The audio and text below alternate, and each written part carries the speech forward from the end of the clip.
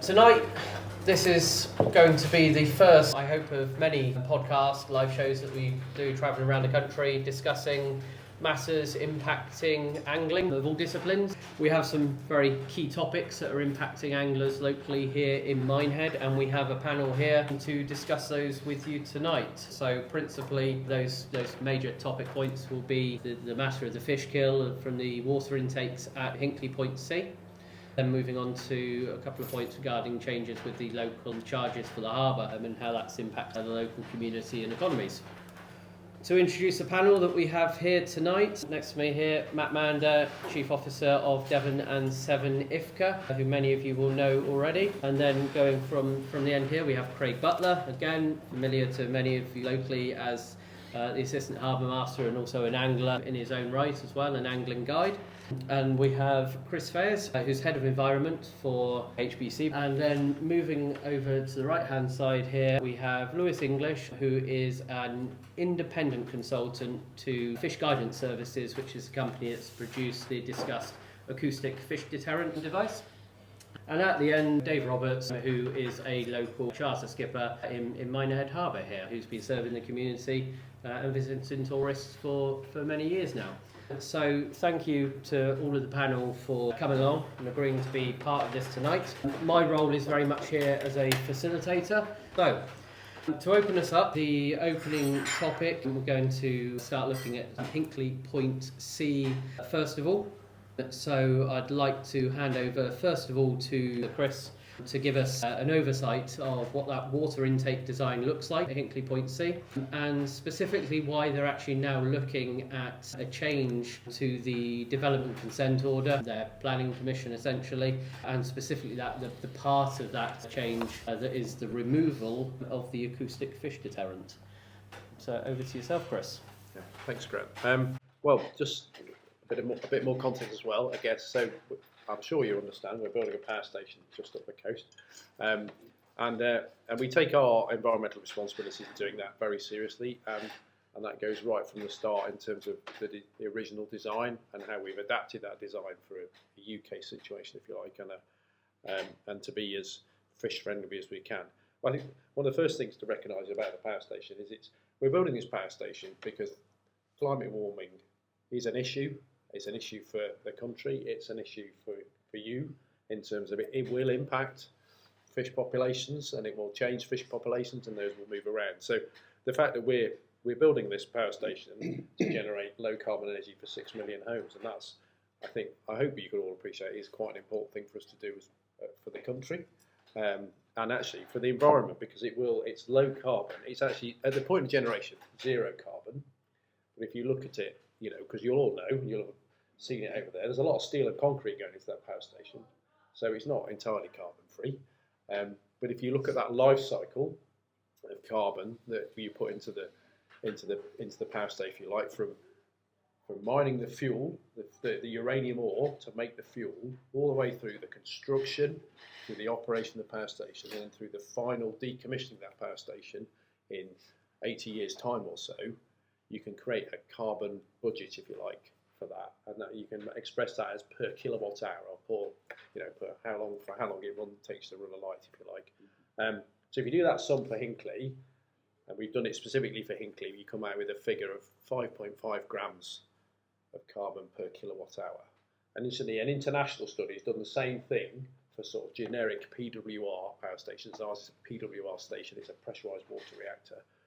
They came out with a figure of 5.1, so slightly better than ours, which is so it's about the same, and that's not us, that's internationally derived. If you do the same sum for solar power, it's 43 grams per kilowatt hour.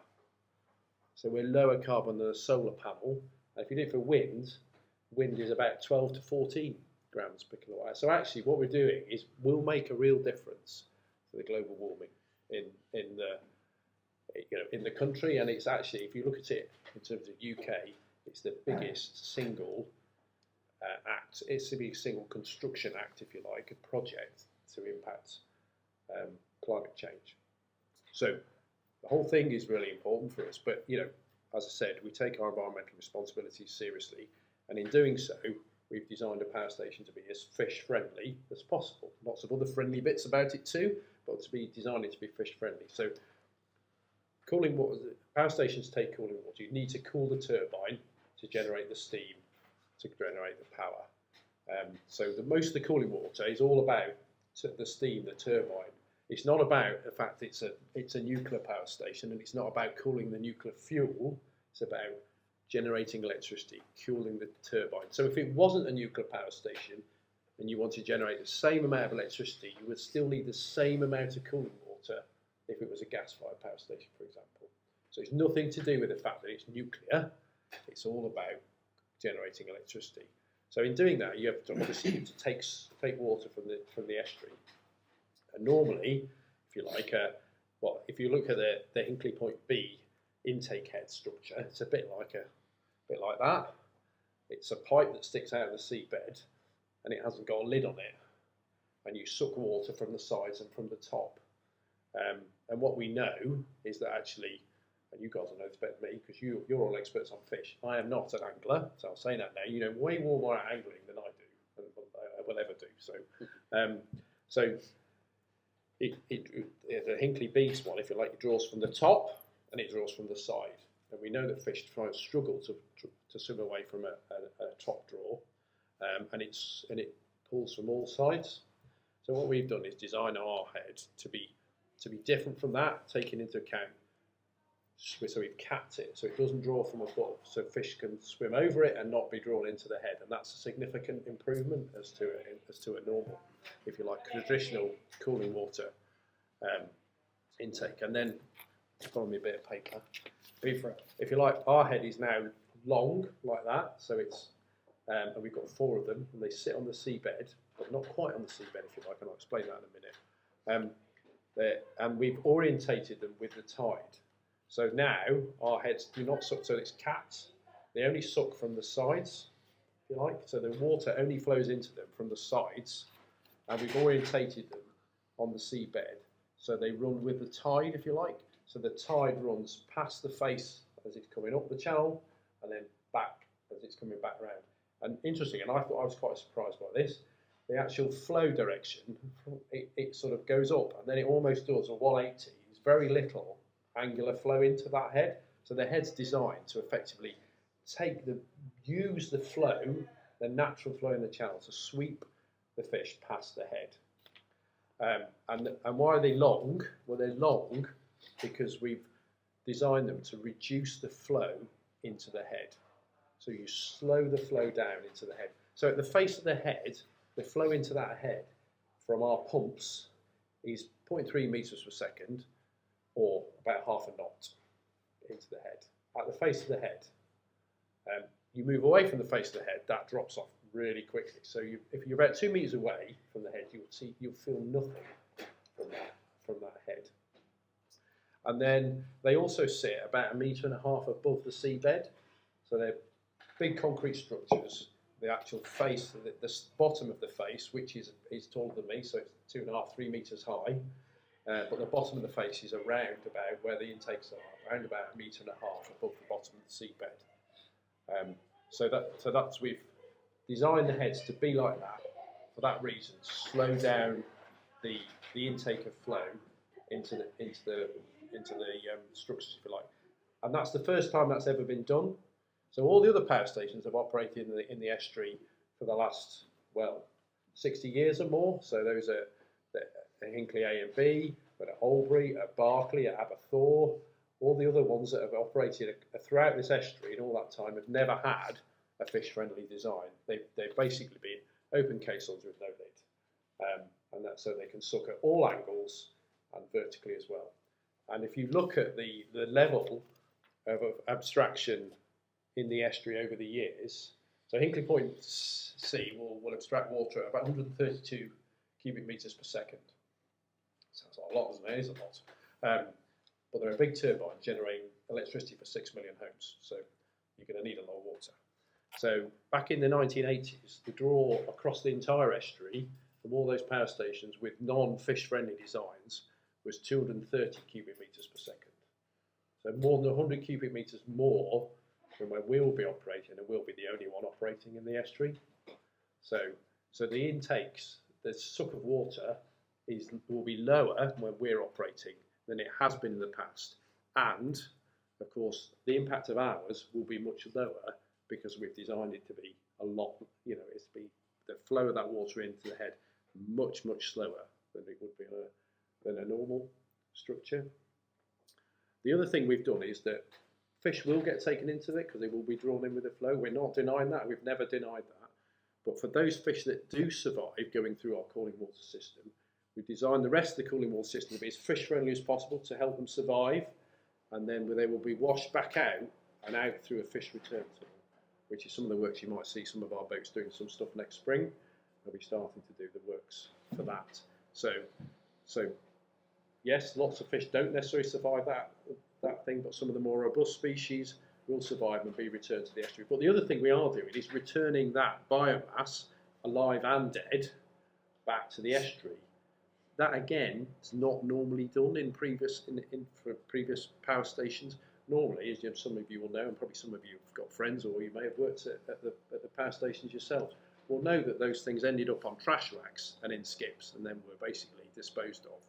Well, that's taking biomass, that's taking stuff out of the ecosystem that things could feed on. So we are putting it back, so everything will return back to the sea and back into the ecosystem.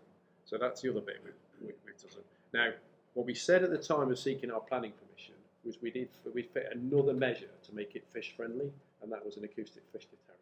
And that was to act as a trigger for those fish that can hear, and it's not all of them, not all of them by a long way, but for those that can hear, to potentially deter them from coming near to the head. So even though, as I said, even if you're quite close to the head, you don't feel the flow in, but what we're doing is what you want to do is to try and deter some of them that can hear away. But that's only about 50% of those that we would take into the head. So that's what we've done. We've designed it to be as fish friendly as possible, but we recognise that it will still take fish. But I think in terms of, if you look at it simply from that volume of water taken in the 1980s, for example, versus the volume of water we will take, the take from the estuary will be lower. So, on that basis alone, and as I said, our head is designed to be much more fish friendly than any of those other head designs ever were. So we've tried really hard. It's not the design that comes out of the box, that comes out of France. It's not designed like that. We've done that specifically for Hinkley, and now our colleagues at Sizewell will fit the same head at Sizewell, because we've learned, and we've led the way there. And it's not done at our sister plant at Flamanville. It's not done at our sister plant at Olkiluoto in Finland, and it's definitely not done at our sister plant in China. It's just not done. So we've innovated, and we've led that design. And interestingly, our French colleagues are now coming to us and going, can you tell us a bit more about that? So we have tried to innovate. We've tried to take on board. We've tried to follow the regulatory guidance that says this is the best practice. So we've tried our very best to build a as fish-friendly a power station as we can. And I know you don't all agree with that, and I know that I still know that creates concerns for your enjoyment of pleasure angling, if you like, and for those of you, as part of your day-to-day job and your living. So I do understand that, but we've tried very hard to do our best to make it as fish-friendly as possible. Thank you, Chris. If I could just ask if you could just add one or two comments there on the specific point as to why with all those measures you want to remove the acoustic fish deterrent. Absolutely. So we said, as I said, at the time of the planning application, we said we'd fit an AFD. And in terms of looking at the development, we've worked with fish guidance systems in doing that early development. That we developed a design. So we said you commit to this is what will fit, and then of course at that point, this was 2010 that we made these commitments. And then you design, you piece your design, and we still mature. The design of the power station is still maturing. There's still bits and pieces that still go in the design process. So the design doesn't, you haven't got a design in the box. There you go, 2010. Go and build that. It's not like Lego. If it was, that would be great, but it's not. it's really quite hard, and the design comes as you go through the process. So we looked at the design in more detail. We looked at how it might deliver the sound field, because if you need it to deliver a sound field that's effective, and these things have been trialled in the past. So they've been trialled at Hinkley B, they've been trialled at Hartlepool, they've been trialled down at laboratories that the CGB used to run many years ago. And you have to get the sound field right, or the potential is you force more fish into the intake heads, and that's exactly what happened at Hinkley B. They got the design wrong, and they ended up forcing more fish into the head. So you've got to get that sound field right. So we spent a long time working with our engineers to design a sound field that creates the right field around the heads. And to do that requires us to fit over 280 speakers, and these things are about the size of a washing machine, and to create the right sound field. So four heads, lots of speakers around each head. And in doing that and coming to that conclusion, we then looked at that and the complexity of installing, powering and maintaining that structure and that deterrent was extremely complex.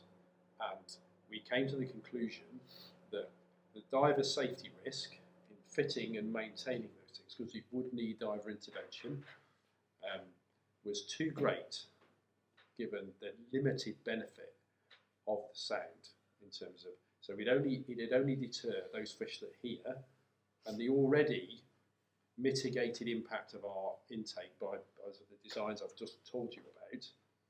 The additional benefit that the acoustic thing provides wasn't significant enough, because the impact on the fish populations was already very small, but the risk from safety perspective was really significant. We estimate it to be around 70 days diving a year, and if you're diving in those waters 70 days a year for at least 60 years, the risk of somebody being killed is quite high, and that's a risk that EDF as a business was not prepared to take. We have you may have friends who work at the site. It's very clear. It's a zero harm philosophy, and that's what drives us in doing our work. So we weren't prepared to take that risk for the very minimal additional environmental benefit, because the impact is already very small.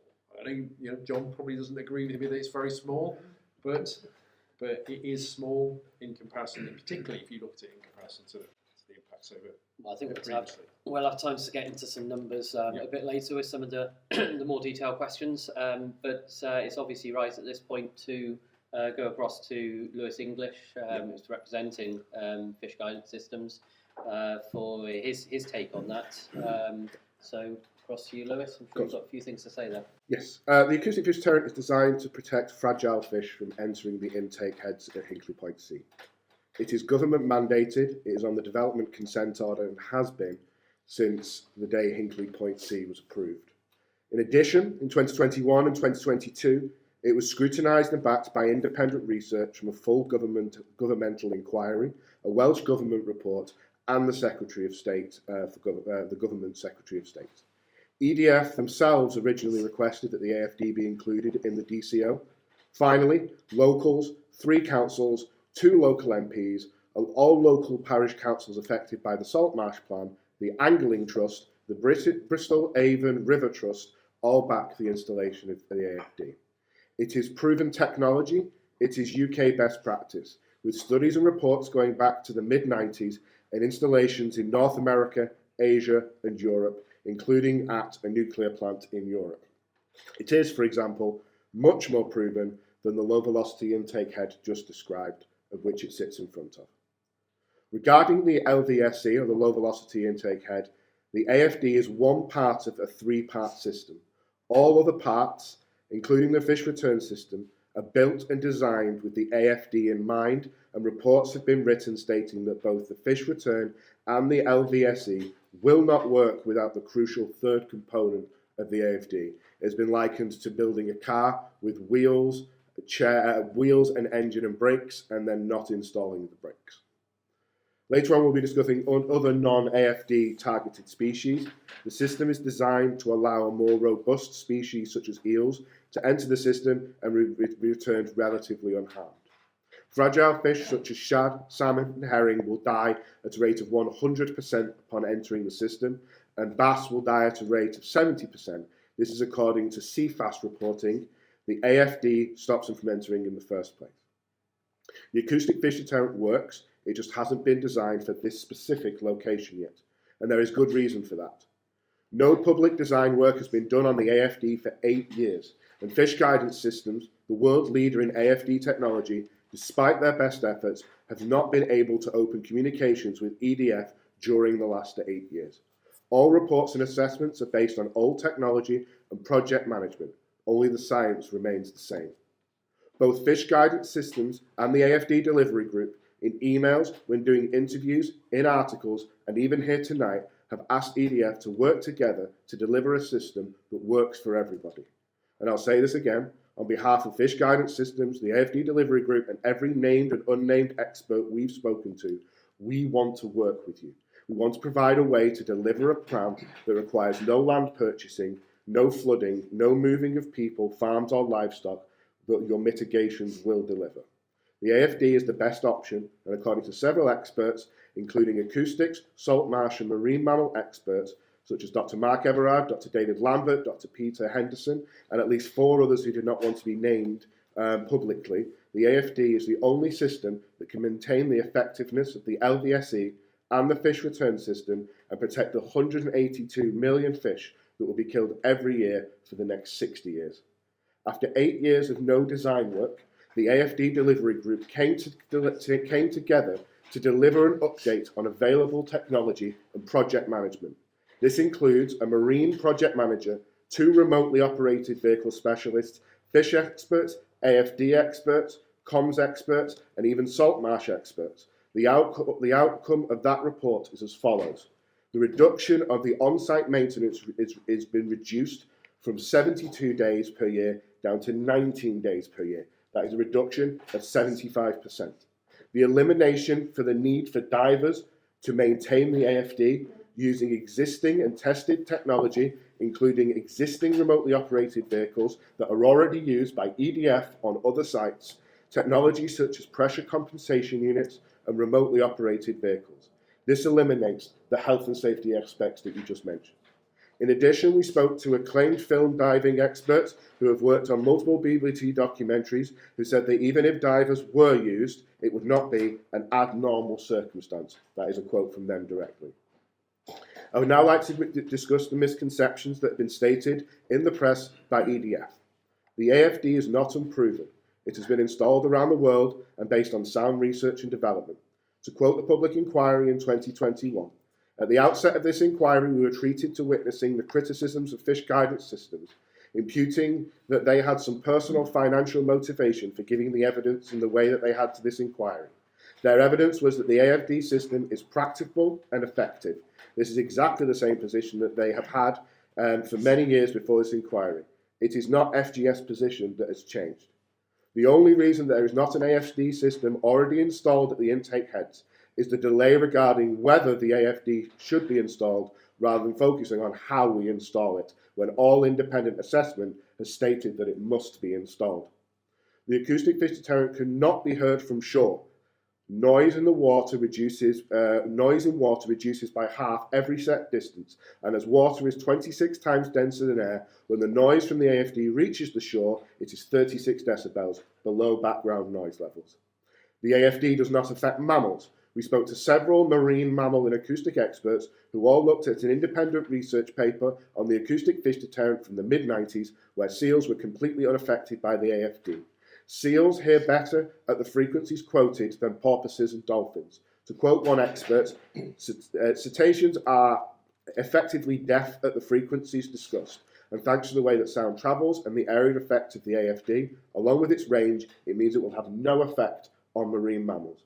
Finally, and this might make me few friends in this room, the AFD is an environmental protection designed for a specific purpose. It fulfills the purpose it set out to do, protecting fragile fish along with other species at reduced rates. It is never claimed to be a catch-all fish protection system for everything that lives in the estuary, but it is best practice, backed by science and experts, and governmentally mandated. The protection of other species in relation to Hinkley Point C is an important one, and one that I support.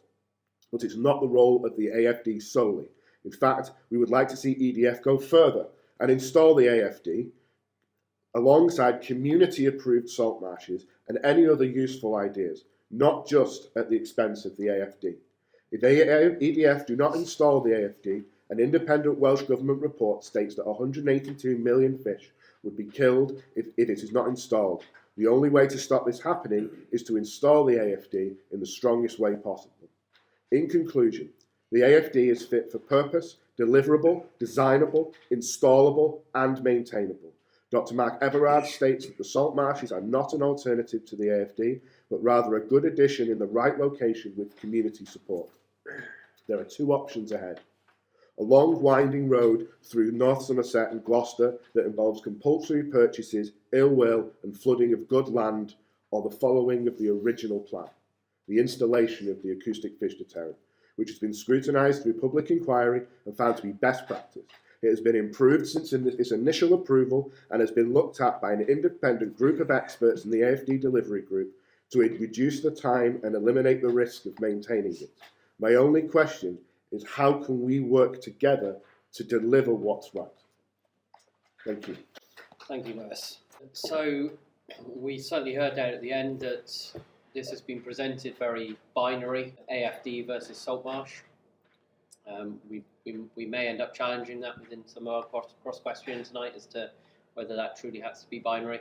So having heard those intros from Chris and Lewis, I'd like to just open up to the rest of the panel as to whether anybody would like to add how they perceive the fish kill at Hinkley impacting them, where their thoughts currently are. Mind if we start with yourself, with any thoughts on that, Dave, at the end, and we'll come across? Yes, very interesting from Chris and Lewis. I'm sure I'm not the only one being slightly confused at all these details. I would be very keen to see something that deters fish from going through the process, obviously. We don't want to see how many million fish killed. But on the other hand, as Lewis said, they've been used in Asia and China, but not in this channel. Am I right in saying that? So the acoustic fish deterrent has been at Dole power plant in Belgium since 1997. Has it been used in this channel?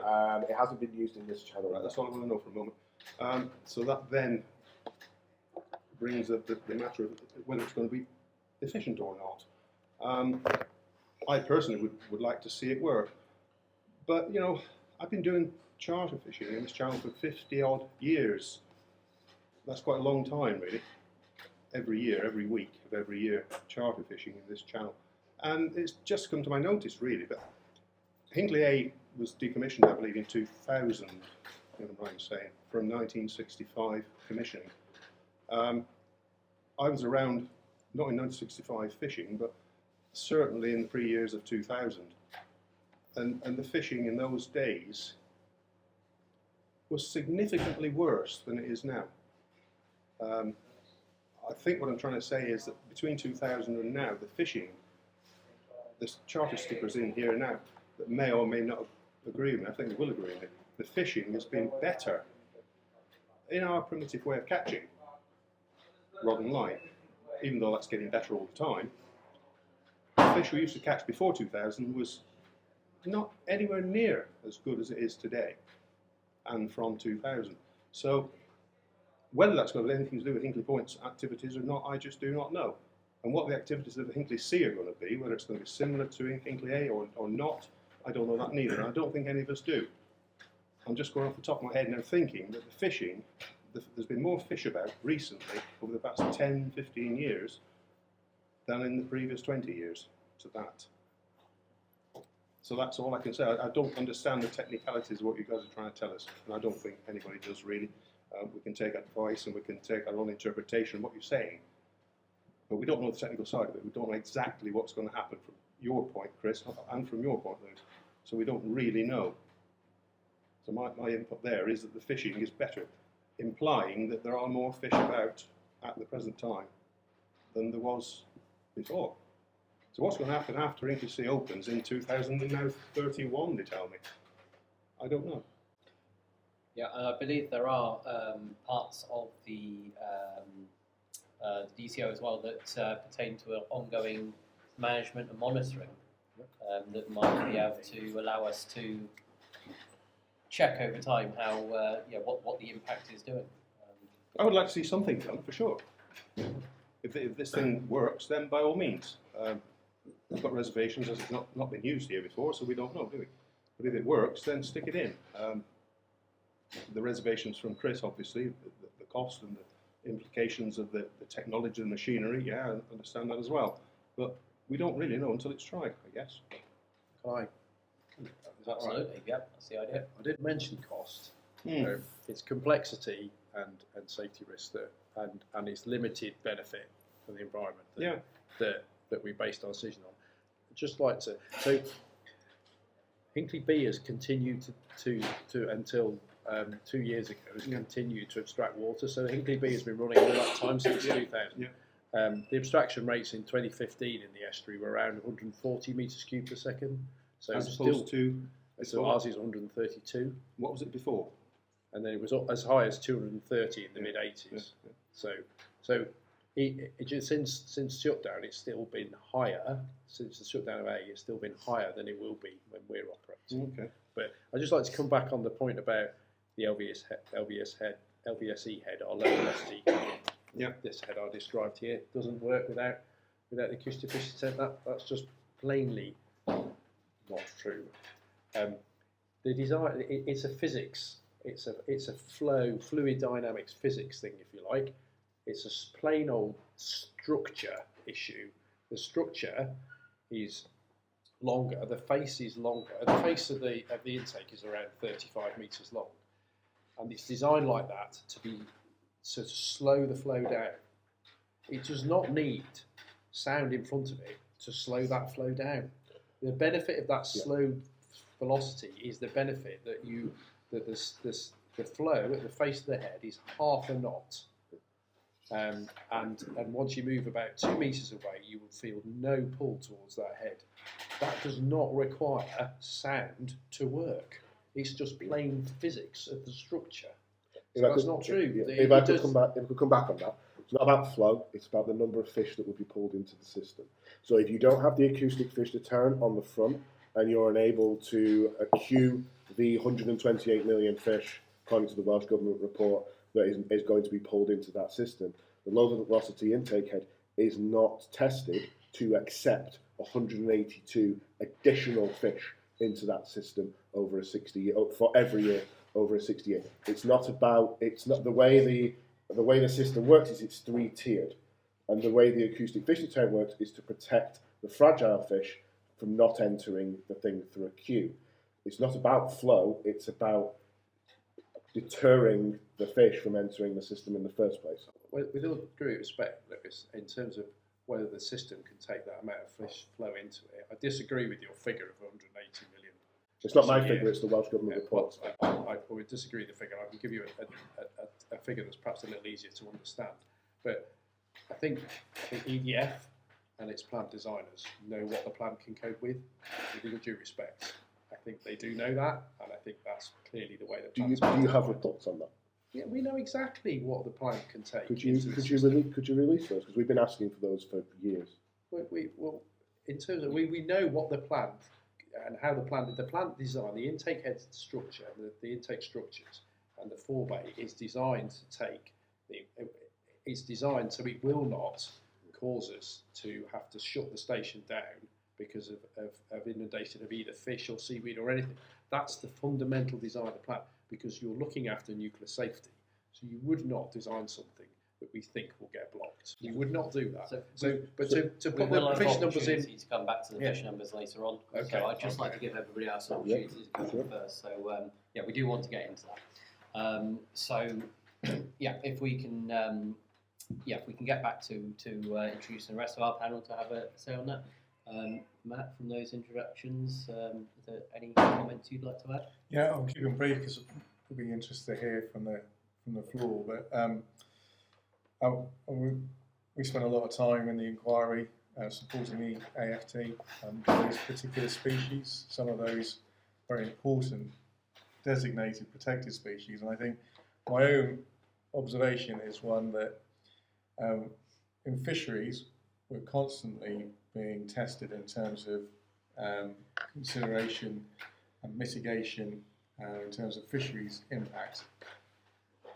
We've got two examples in the 7 which challenge that there is a similar approach to large infrastructure projects or large developments. We've got Hinkley.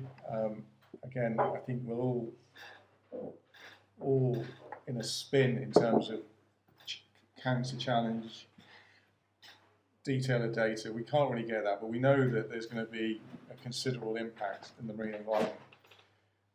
We, for example, will have to move tow gear away from even the smallest bit of reef in a marine protected area.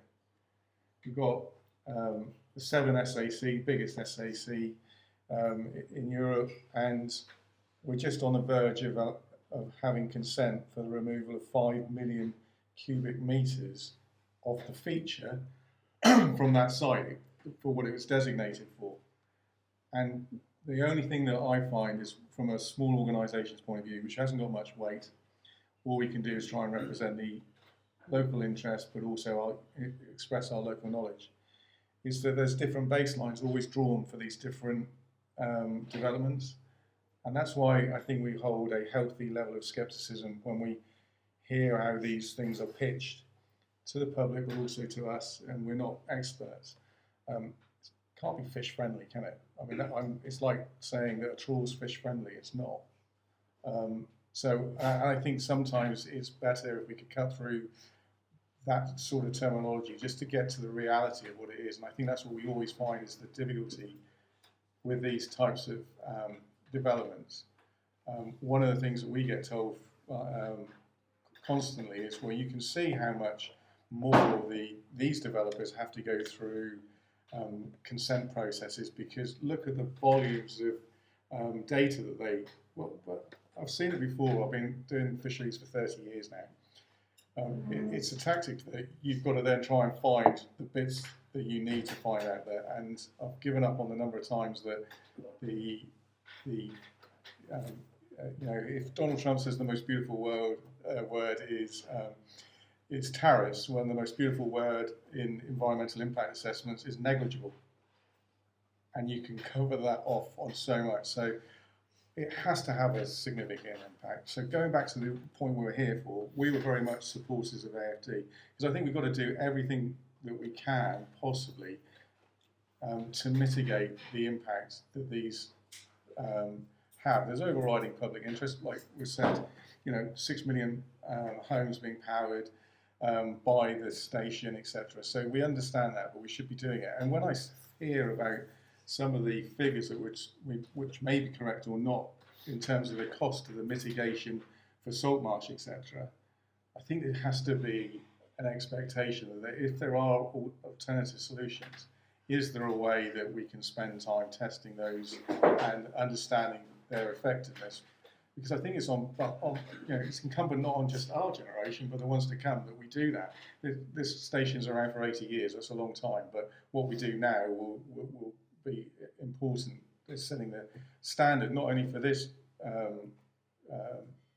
development, but for others going forward. And I think it's really important that it's not just this that we stand up to, but other developments that we see whereby we don't get the level of scrutiny. And one of the things that I was, and hopefully DEFRA are going to change it, one of the things that we were most concerned about was that in one of the license applications, that it was for a certain amount of, for the actual intakes.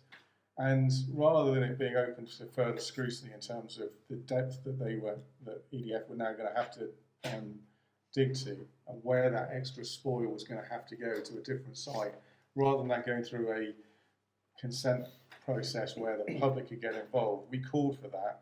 And because it was a variation to an existing application, we didn't have that opportunity.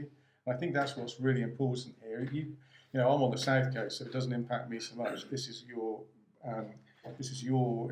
environment, and it's really important to you. And I think the one thing we can really ask for, and I think we've got examples of it here today, I've had it in conversations for the last how many years, is try to cut through to get to the reality of the situation that we face. Because that's all we want. Because I think the one thing that we all lack, possibly. Certainly I do. It's confidence in what I'm being told is correct. And what we find ourselves in is an inability to be able to decide that, because it should be down to us to decide, because we're the public, we should ultimately have the ability to direct how these are built. And if it costs more money and it costs that, but we think it's right to go that extra yard, then let's do that. So that's all I'd like to say from there. Brilliant. Thanks, Matt. And so to close out from our panel, any extra comments on that? Just one thing, it's very interesting for both parties, what you had to for and against for it. One thing I picked up from Lewis was, Lewis, yeah? I am. Yep. was the sonar going out, the acoustic, Yes. it could reach the shore? No. No, okay, I've misunderstood. Yeah, the dissipation, so it halves every time. So it's 160 decibels, 1 metre from source. Yeah. And the way it works is by the time it reaches the surface, because obviously it's not a massive distance between the surface, you're looking at about 70 decibels. And by the time that then reaches the shore, you're looking at about 35 decibels. Right. Yeah, but it was, as a recreational fisherman, obviously we get a lot of migratory fish coming up the channel. Yeah. Obviously, fish protection is right at the centre of this, really. It's incredibly localised. And if the acoustic was so high, it could deter some species from actually entering the channel if it was to stretch tens of miles with fish. Absolutely not. No, We're talking just a tens of metres, not hundreds of metres. Yeah. That kind of thing. That's answered that question. That's great. So I think that question has come up before in various forums, and it's the risk of a sound wall being created that prevents a migratory barrier. So The thing is, because it's so short, you start to get mirroring and deflecting, and it starts to cancel itself out relatively quickly over a short distance. that's awesome. Okay, anything else to add there, Craig? No, I think no. Brilliant. Okay, so the second part that we want to move on to is the Environment Agency and Natural England. We've already touched a bit on this with the intros from Chris and Lewis. Have put a lot of weight in their public comments on salmon and shad species, typically migratory species. We've even had sturgeon talked about on the radio when this has been discussed, more so than any of the species that we all actually know and fish for out there. So do EDF and the AFD delivery group understand that there are species of greater concern to the local and visiting population of recreational sea anglers, and can they give us some comments on how their proposals and how they see these plans panning out ensure that flatfish, skate, ray, bass, cod and shark species populations will benefit from their proposals and their vision. So if we can come to you first on that one, Chris. Yep. Well, so absolutely. I mean, I think I wouldn't want to speak for the Environment Agency or Natural England in terms of their. But what drives them to make those comments is about, as Matt talked about, the Severn Estuary SAC, and it's designated for those species, for shad and for salmon. So that's why they talk about that. It's because that's what they're driven to do by the habitats regulations, is to talk about those and protect those. So if they were here, I'm sure that's what they would say. So yeah, we're absolutely aware of the vast range of other fish. It's around, I think, roughly just over 100 different species that can be found in the estuary, and we're very aware of that. As I said, I'm not a fisherman. I would bow to John to educate me on what he catches or doesn't catch today off the pier. But the vast majority of the species coming into the heads is likely to be sprat, so probably around 50% will be sprat. But then, yeah, all the other range of fish will be whiting, Dover sole, poor cod, Atlantic herring, Atlantic cod, rockling, a whole array, and we've got data over 40 years to set that out from what's come into the B site. So we do know that. But as I said, the design of the head to be low velocity is and for the orientation with the tide is to try and allow the fish to be either swept away or to be able to swim away, and that isn't discriminatory in its approach, if you like. So that's why we've designed it to be a low velocity head, to try and protect as many and as wide a variety of fish, because that's the pure physics of it. That's the pure flow element of it that makes a real difference. Okay, thank you, Chris. And the same question for yourself, Lewis, as to consideration of other species. So, although the acoustic fish deterrent is designed specifically for certain species, for example, just to give you some numbers from the trials at Dole in Belgium, you're looking at herring at 94%, sprat at 87%, sea bass at 75%. But then you can even go down things to like sole at 46%, mullet at 75%, even eels 40%. I think one of the things that we would probably both agree on is that the system is designed not to deflect everything. It is designed to allow things that will survive through that 2 mile pipe and through the fish return system to do so. The reason the AFD is mandated at the moment is because the fish that would not survive that would be killed at alarming rates. For example, this is sea bass. Sprat would be killed at 100%. Whiting would be killed at 55%. Herring would be killed at 100%. Bass would be killed at 70%. Both thwaite shad and Ailish shad would be killed at 100%. Salmon and sea trout at 55%. The aim is not to is to have all three portions of the system in place to protect and to ensure the survival of as many different fish species as possible. And that's what that is. Could there be more done for certain species? Yes, but it's not the responsibility of the acoustic fish deterrent. The acoustic fish deterrent is designed specifically for the fragile fish to be able to get them, to not allow them to go into the low velocity intake head and to then go through the fish return system and then be kind of spat out through the fish return system and be killed. The majority of the fish that go through the return system, if the AFD was on there, because the ones that would die would be deflected, would survive. And so there are already, within the other two, the fish return system and the LVSE, there is already parts there that would protect the fish that are strong enough and robust enough to be able to take that journey and then come out the other side. Thanks, Lewis. Before we go to the rest of the panel, perhaps just come back to Chris. We've heard a lot about AFD versus salt marsh.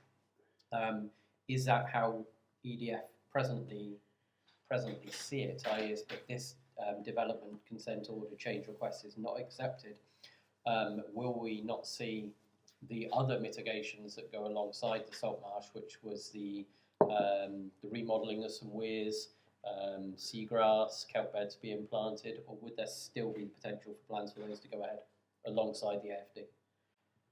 So the reason we've wished to make the change to remove the acoustic fish deterrent, as people have already pointed out, that was subject to a public inquiry. The conclusion of that inquiry was they didn't agree with us, so it leaves us a route forward to provide what's called overriding reasons of public interest, and in order to do that you have to prove there are no alternatives in place, and then you offer compensation in lieu of the impact you're having.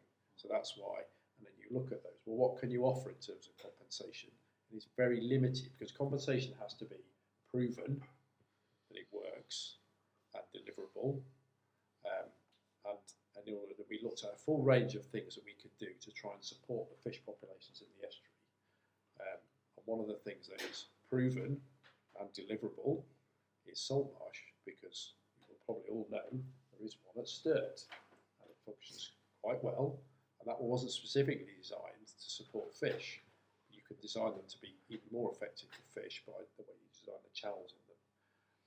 So we put forward, in order, because as I explained, we don't believe it's safe, for one thing, and we don't believe the environmental detriment is significant, but we don't believe it's safe to fit an AFD. So we're proposing compensation instead, and that includes, as you said, salt marsh, but also the delivery of removal of weirs on a number of the rivers that drain into the Severn Estuary, because that helps the very highly protected migratory species of shad and salmon, because they're effectively, those are the ones that are absolutely listed in the habitats regs and as Annex 2 species.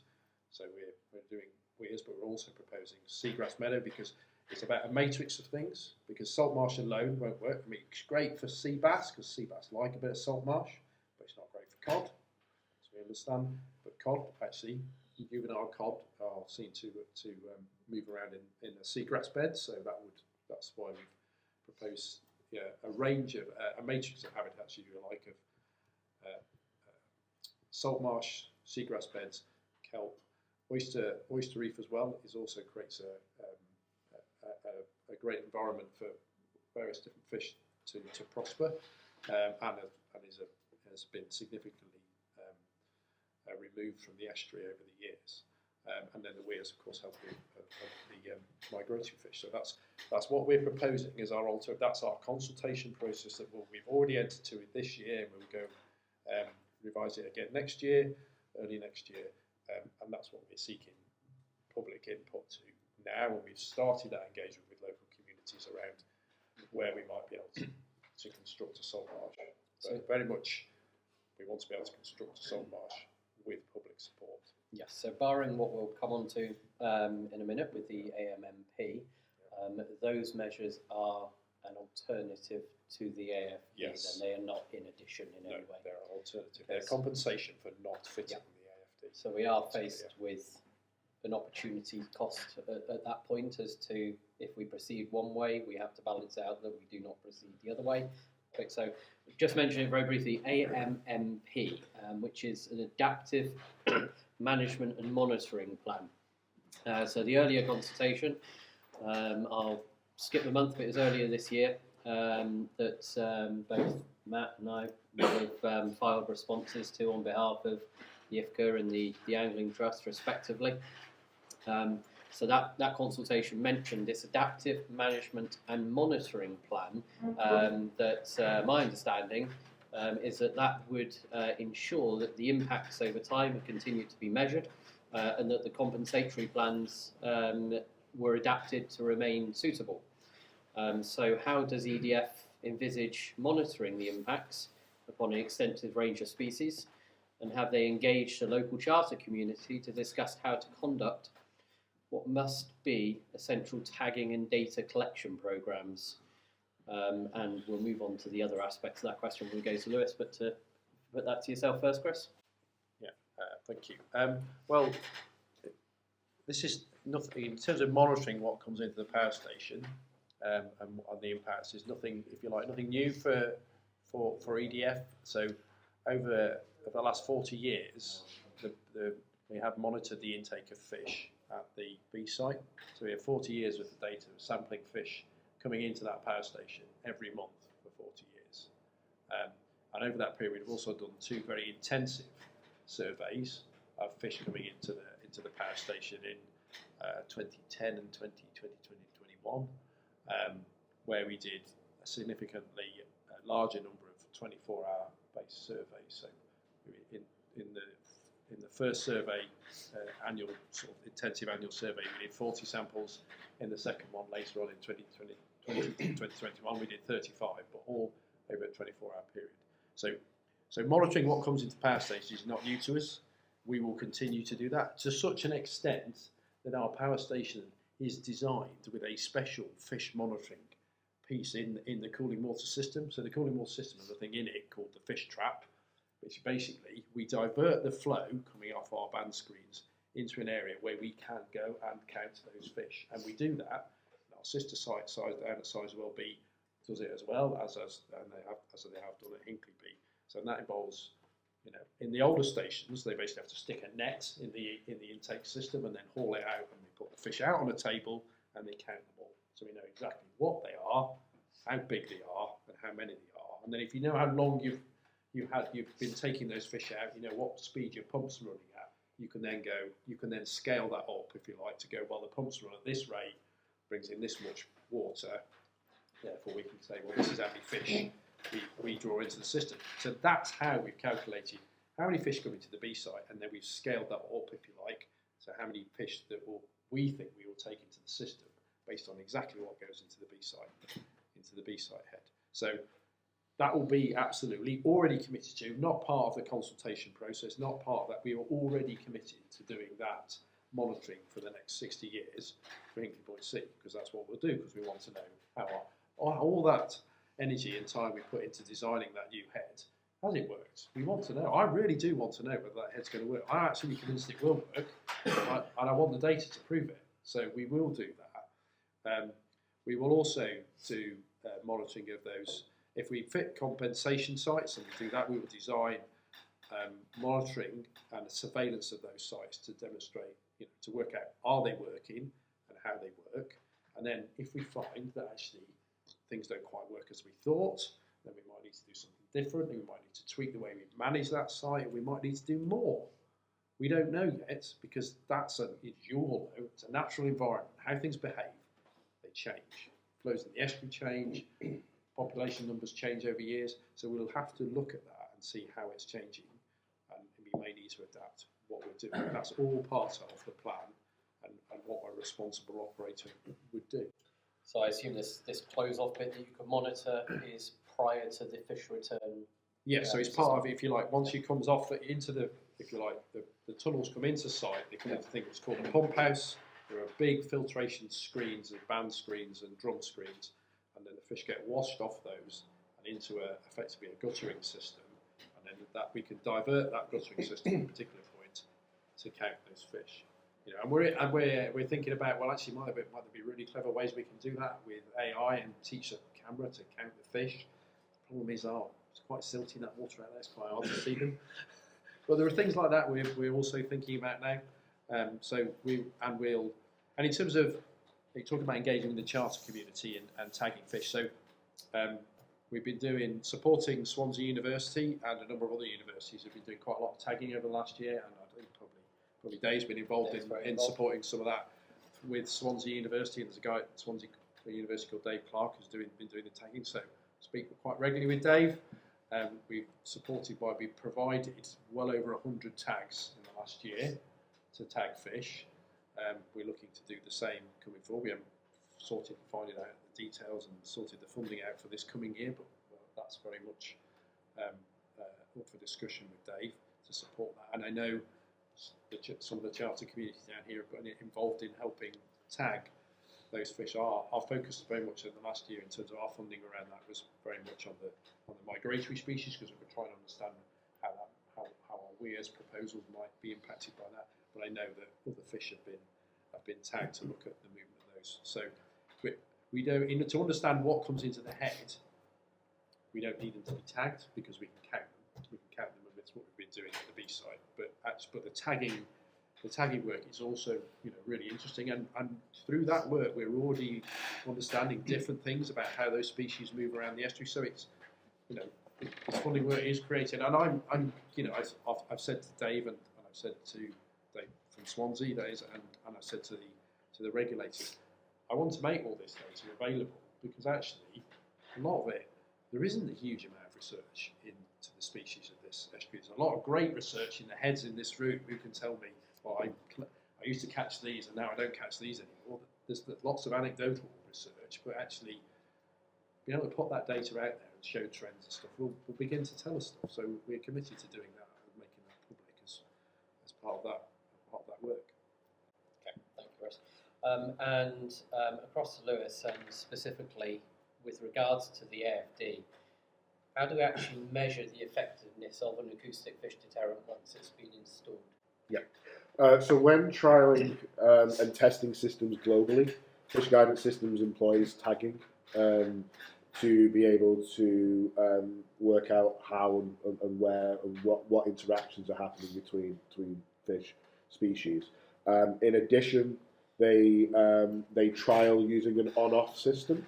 So you have it on for a period of time, you have it off for a period of time, and that's what happens during the dole testing, and that's where you get these percentages from. So when we say that 75% of bass are deflected, it means that the number of bass that was didn't come through when it was on versus when it was off. So that's a really, and that's done independently. There are, in the US, University of Minnesota and other places are kind of looking at that. Part of the issue is that the system has not been finalised at Hinkley Point C in terms of the acoustic fish deterrent. That's because no work has been done on it for the last 8 years. And one of the issues with the on and off is that due to the potential fish death caused by on and offing, it seems slightly unethical to turn something off that is protecting large amounts of fish. As I've said multiple times, haven't received a particular response yet. Fish guidance systems would want to work with EDF on and any other partners to create a robust tagging and tracking system, and to work out potential alternatives to salt marshes that may, force people out of their farmland, or flood areas where particularly useful land is held. That the AFD system doesn't impact tagging or monitoring systems. There's a misconception that the sound itself would disrupt any. Completely not true. Acoustic fish deterrent does not affect any kind of tagging that comes through. But again, this is all about coming together and working out a great solution that works for everybody, rather than just kind of pushing towards one particular solution. And so again, the Acoustic Fish Deterrent Delivery Group and Fish Guidance Systems would love to work with EDF on this to ensure that we're delivering the best possible system, and to provide you with the updated numbers on the number of days it would take, and the lack of safety issues there are now due to diving and all of that kind of stuff. So yeah, that's what we'd love. Okay, thank you, Lewis. Anything else from our other panel members? Any comments on? Well, I'm sure these guys are asking the same question. It seems that we've heard that EDF are open to trying to engage and do lots of things innovatively and continually looking to develop things. The fundamental question is what's stopping the invitation to work with regard to demonstrating if the ideas that we've heard today can work or can't. What's the barrier between that engagement? Because that was the basis of Hinkley going forward. It was part and parcel of it. It got removed, but even the public inquiry showed that there was real support and science as well as just public support for it. So my question that is burning in my head is, why can't there be that discussion and engagement, just so that the rest of us can understand why EDF are so against it, rather than just the safety risk, which we hear, and I've got no ability to judge it one way or the other. I'm sure most others haven't. We're hearing that the safety risk can be mitigated.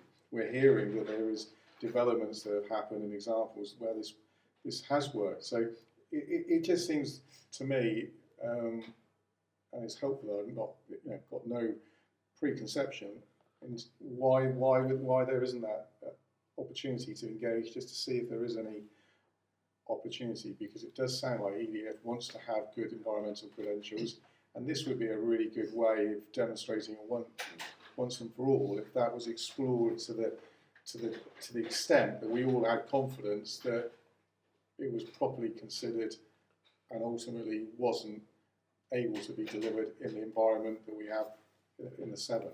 If that is one of the determining factors, and turbidity, I'm sure, and tidal current, but it does make it more challenging. But that's what I would like to hear. I'm sure others might agree with that. Yeah, I think Chris, if you want to give an answer to that. Yeah, so in terms of, as an employer, an employer has a responsibility, ultimate responsibility for safety of the workers, of people, sending people to work. It's very clear you cannot set people to work if you believe there's a risk that they could be injured. So ultimately, our health and safety responses are very, very clear. So we believe there's a risk. We have looked, and we have experts advising us and working with us now on looking at those diver risks.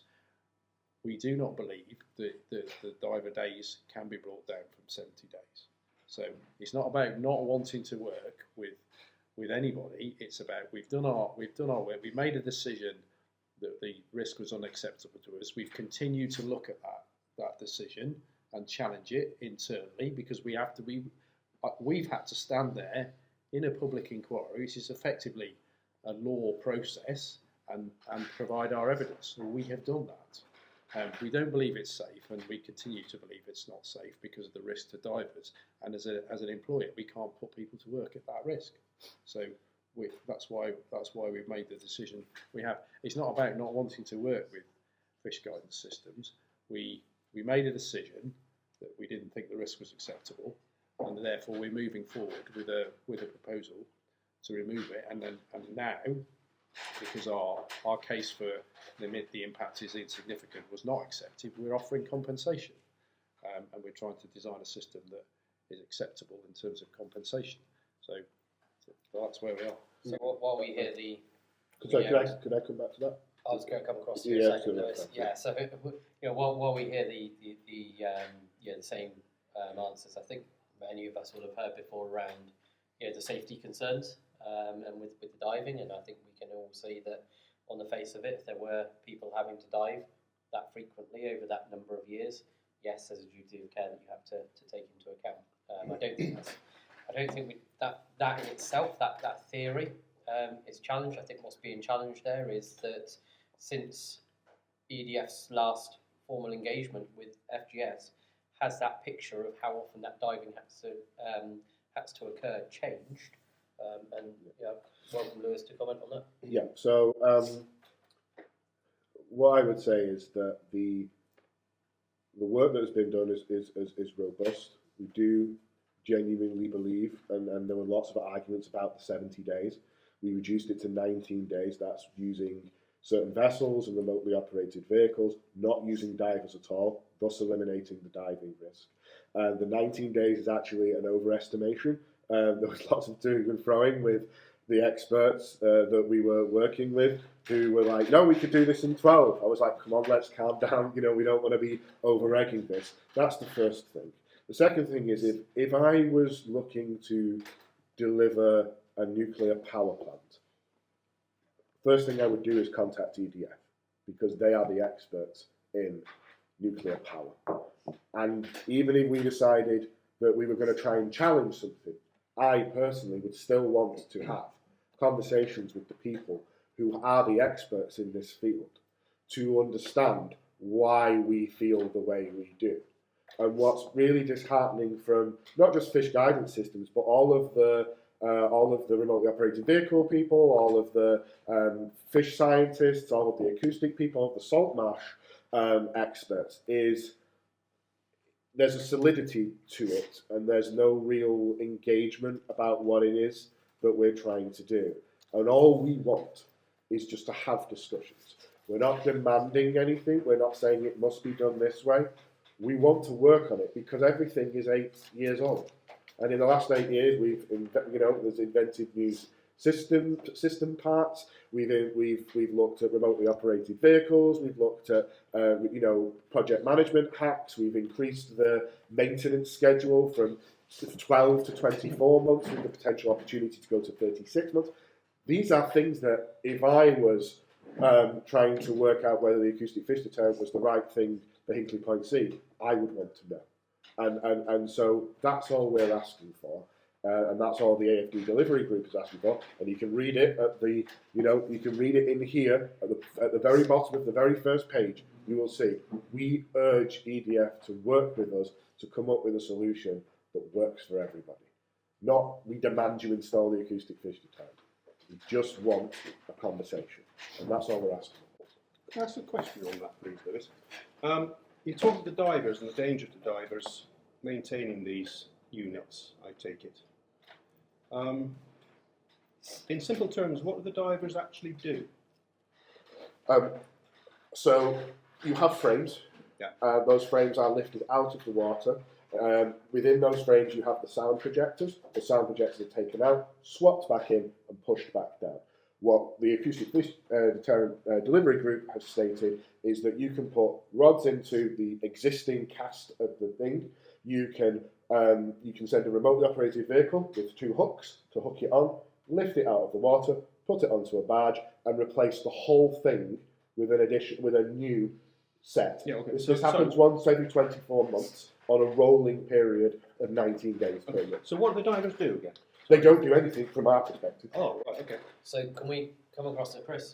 Do you have a perspective on what the Yeah, divers well- are needed for? Yeah, they're That was the needed. question in the first place. What do the divers do? They're needed to basically remove those frames because the remote operated vehicles are not capable, and we haven't sat on our hands for 8 years. It's really clear about this, and our consultation material makes that really clear.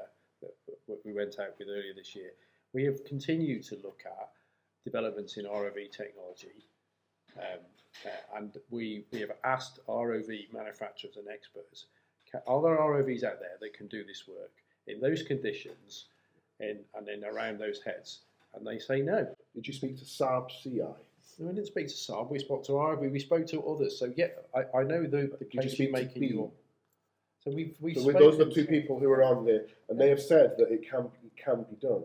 So again, my question would be, why wouldn't you ask the people that we're asking whether it's possible? We've asked a group of experts as well, and that's the advice we have been given by those experts. We also, we've been working out in that channel around those heads for the last few years. So we've, and our contractors supporting that in terms of Balfour Beatty have been very clear about their views on diver safety as well. So it isn't that we just decided 8 years ago and that was it. We've forgotten about it. It's very much, and it's in our consultation material from earlier this year that we've updated those things that we've taken into account. Even if you take into account the extended maintenance periods that you're claiming now, it doesn't make a significant difference to that diver risk. Sorry, may I just interrupt one more time? Can I just ask for a third time? What do the divers do? The divers are undoing bolts and manipulating the frame structures that Lewis has This is described. underwater or out Yes, of the water? underwater. So how are they going to see what they're doing in that clarity of water? It's very, very difficult. It's impossible. It's not difficult. Yeah, It's exactly. totally impossible. So they do it by feel. Well, the divers will work by feel, and they do what they do because that's how they find the UXO out. I would say that we state in the AFD delivery report that you do not need any divers to maintain the system. We have looked at the turbidity and the flow of the water. We've spoke to Saab CI, who have given us multiple options that can be used in that particular depth of water over a particular period, looking at neap tides, looking at spring tides. We have done a large amount of work on this. The answer to the question, what do the divers do, from an AFD perspective, is nothing. So I think They don't do anything we've had because they're not on site. Yeah, so we've had the answers from both perspectives. Can I just This give is you not one moment? I'll just come back to your second One thing. moment. We've now established that the divers actually dive to these units and they undo bolts to bring them up to in oxtail soup. Yep. Yeah. Essentially. So this is what they do. They work totally by feel. Okay. So is there any way these things could be lifted out of the water Yes. by some craneage system on a suitable vessel to lift the whole issue out of the water in 2 minutes to put it on the deck of the vessel so you can see what you're doing? No, So- Yes. we're the ones who are building and constructing this plant. And we've got specialist engineers who've designed these systems. That is their view. It's very clear. But with all due respect to Lewis and Fish Guidance Systems, they design speakers, they design systems. They do not design the system, the housing material, and how you would get them up and down around the head. That's not their speciality. We've engaged specialist engineers, from across the UK and the world to design this system. We're not making it up. But we have So some the CI divers sorry. are going to be making Sorry. it. Can't it be No, designed I to will do come that? back to you in a second. Right. Okay, I want to summarise it because I feel it's important. The question Dave's asked is, what do the divers do? We're going to hear from Lewis that there's no need for any divers because there is remote underwater control vehicles, ROVs, that can do it. Okay, we're going to hear from Chris that that's impossible. Okay, this is not a unique situation where two bodies obtain expert opinions that do not agree. We've had that in the Bristol Channel before, when tidal lagoons were proposed and companies obtained reports on siltation and independent reports on siltation were obtained. Expert opinions do not always marry up, so I don't think we want to muddy the waters, topical for the Bristol Channel, by concerning ourselves with the fact that there are two expert opinions that differ. Now, encouraging conversation to get to the bottom of why they differ would be a positive thing. So if you want to have a final Yes. closing comment on that, Very Lewis, good. and then we will need to move on. We do have subsea engineers on the AFD delivery group, so it's not just a case of just being fish guidance systems and me. You wouldn't want me to design a paper aeroplane. My job is as a communicator and as a consultant. I agree completely with the sentiment that if you have differing opinions, you should come together and work out why they differ and work together on how we actually deliver that. If someone came to me and said, I can reduce the amount of time you think you need to do something by 75%, and I can completely eliminate the risk of divers, I'd really want to know more about that. And the fact that there isn't that connection right now is something that I will continue to work on.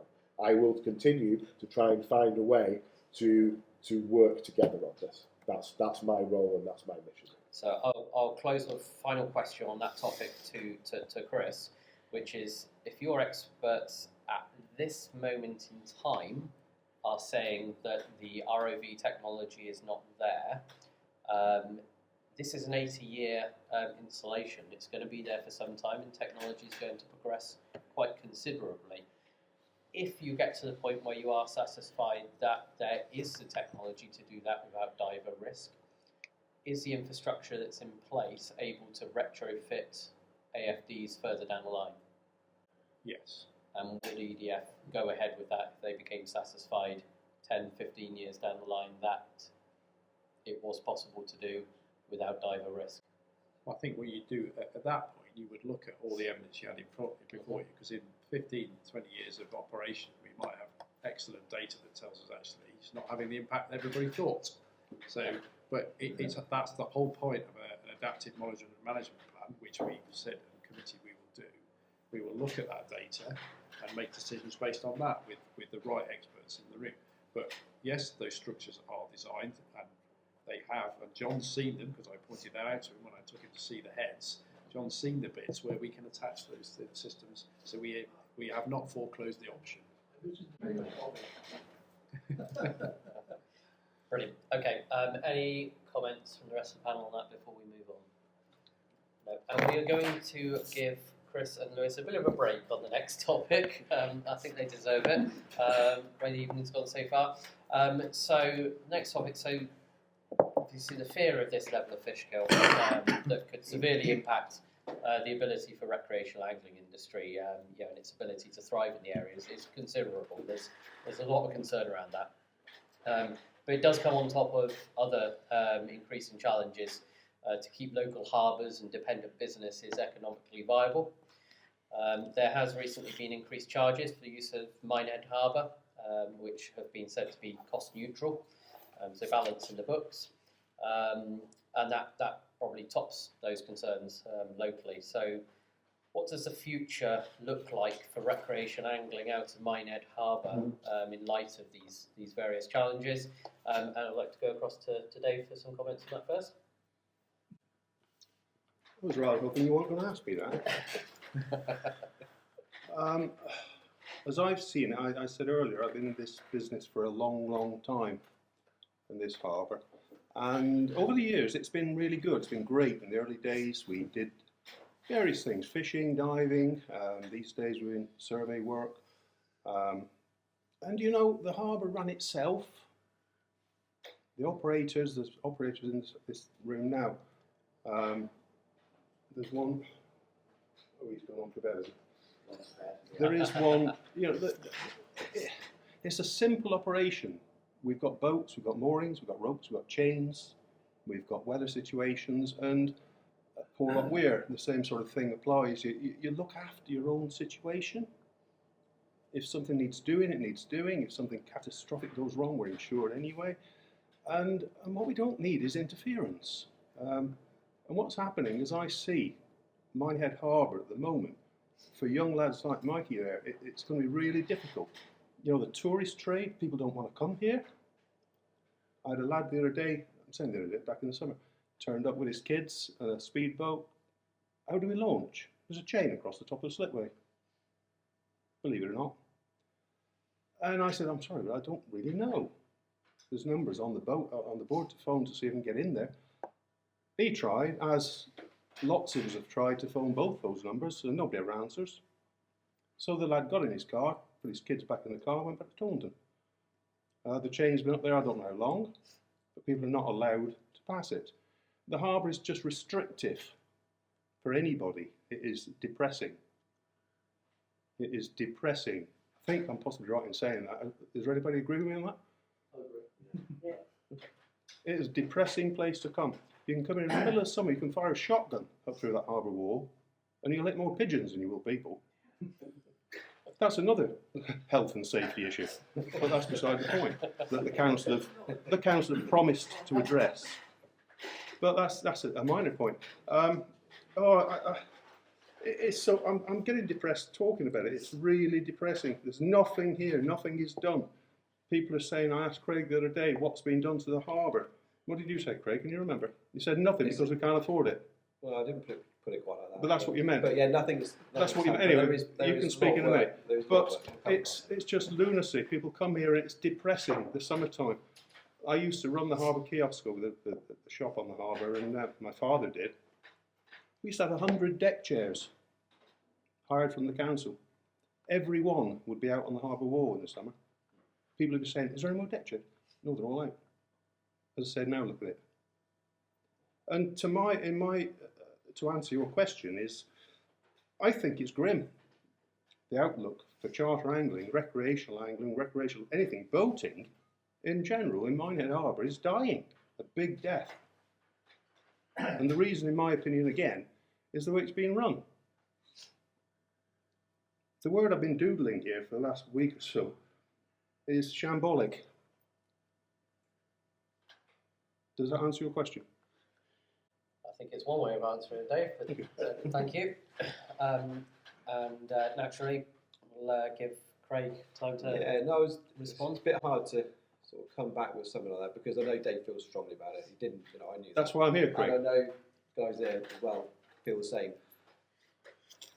I failed to see how the Port Authority team can manage your business because it's solely your business to operate. We don't.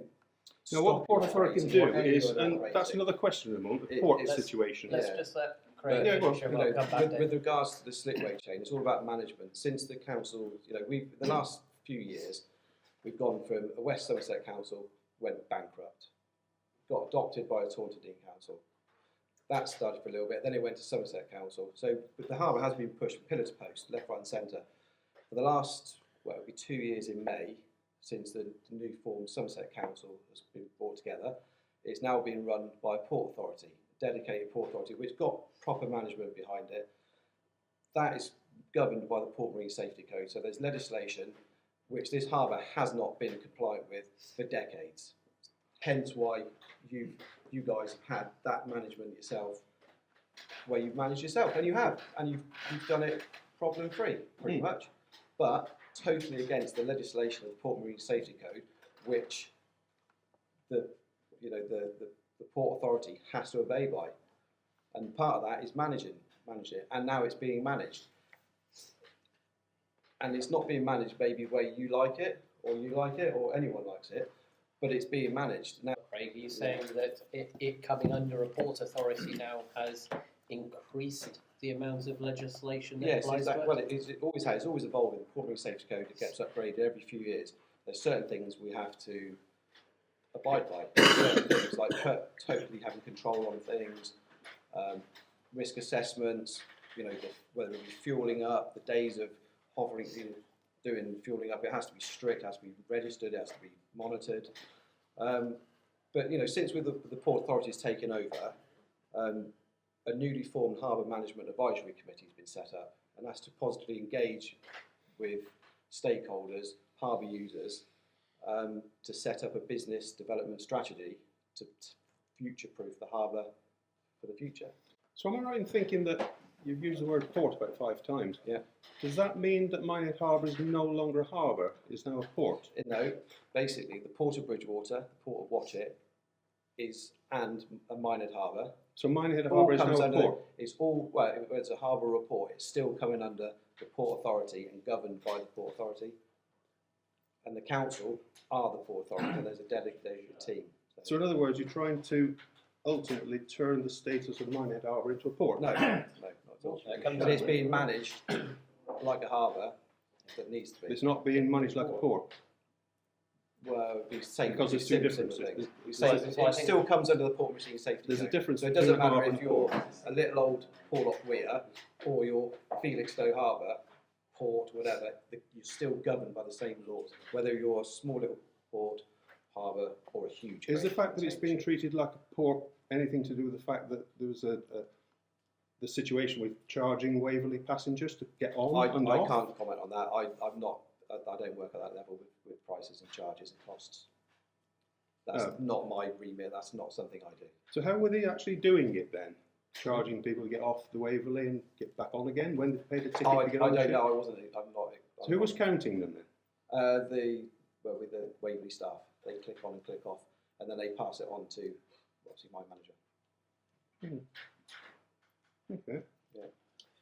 So I think there was a key. Sorry, just to interject slightly. I think there was a key question there that can be validated, if not here today, which is, are there different legislations that apply to harbours as opposed to ports, and is the correct set of legislations being applied to Minehead, or is it being lumped in under collective legislation because of its grouping with those other ports? That's a solid question. You might not have those details to hand. Yeah, no, I haven't got. No, I don't have those. Every harbour's different around the country. Every single one. No two are the same. So they're all, all managed in their own respective ways. But in answer to your statement earlier of running our businesses up to us, Yes. yeah, it is, exactly. Yeah. But then surely the way the harbour's being run in attracting people in the first place, I'm not talking about my die-hard 40-year-old people, I'm talking, or customers, I'm talking about new people coming. I'm talking about tourists, the ones that we don't see anymore, because they can't launch the boats down the slipway, because they can't launch a kayak, because they can't launch a surfboard. Because they can't, simply, they can't do anything. Yeah, I sort of could disagree on that, because we've had our slipway use has been double previous years because of the management of the slipway. Hang on, it's been chained off for a year, 2 years, a year. Pardon? It's been chained off so people cannot use it for at a year. all. It's been changed for a year. Yeah. And we've authorised more slipway use in this last 12 months, this summer. I'd like to see the figures. Previous to last year, because people are picking up the phone. They're not just freeloading it. And I would sort of like argue the fact that you're paying good money to use that harbour, store your boat there, run your boat from there, run your business. You're paying. And when you get someone rock up and not pay, it's a little, If there was something in the kiosk to take the money when they get here, they'd pay. Yeah, there's never anybody there. There's 164 hours a day it's 164 Is there? hours That's a big in day. a week.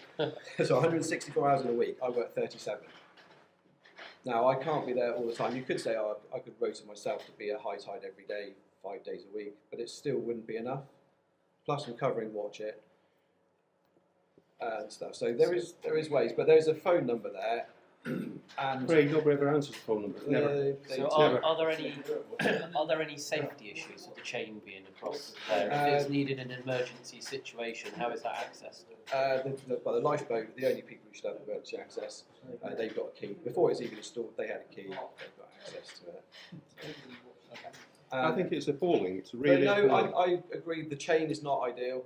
You remember the situation in my boat when I was working on it on Yes, sand? absolutely. Do you remember that? Yeah. And I phoned you at 5 in the morning. Yeah, exactly. Yeah. And you answered after the third attempt. Yeah. Which is understandable. Yeah.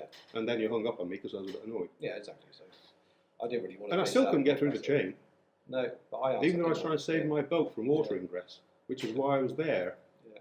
And at the same time, even though you knew I was there, one of you decided to change the number on the lock. Yeah. How clever is that? Yeah. I just do what I'm told. Okay. So I think Okay. we're getting I into hope very you're listening to this. Yeah. We're getting into very specific examples there. So obviously, great from Dave's experience to hear how he's seen it in the past and how he sees it going into the future. We've heard a general theme throughout tonight of communication being key, and I think this is just highlighting further again how maybe the Port Authority or the council as it is needs to improve its communication with the local users of this harbour. And collectively, I don't think the Port Authority, it's not for me to make judgments, but there were some elements, in terms of tourism and that's going to go beyond the realm of what they can do individually. And again, that's where communication, people coming together, can hopefully help. So, And there's harbour maintenance as well. You know, again, I asked you the other day, didn't I? What's been done? And you said nothing. There's no money. Not in those words, possibly, but that's what you meant. But things like the steps at the end of the quay there disintegrating. People cannot walk up the steps. Okay, there's been a bucket of concrete thrown there lately, I take it, to repair them. But that's the only repair being done to this harbour in my memory. The harbour wall is falling apart. The piles that boats are going to come alongside. But there's iron sticking out of there, smashing my boat to pieces and everybody else's. But this is why this harbour management committee, advisory committee, is being set up to engage with stakeholders to feed these things back up to the people who made decisions to spend that money. How long is that going to take? Well, as long as it takes, really. Exactly. I guess. But I can't answer that, you know. No, I know you can't. That's why I asked you. Yeah. So we'll have to wrap up on this one. I think you mentioned this committee. Can we just get some details of the makeup and structure of that committee? I don't know. So I'm not involved at that level. Would it include key stakeholders such as it would include councillors and duty holders. So it's a council-led committee rather than a user community committee. Yeah, but I think public people is a public meeting. Okay, thank you. We do want to come out to some audience questions in a second. I have a few pre-submitted, and then we should have a few minutes to go over any additional ones that we have. So the first one was from John May around the methods used to calculate the total fish kill. I think we heard a bit more on that earlier, but do you want to elaborate and put that question that we discussed into your own words, and hopefully we can get an answer, John?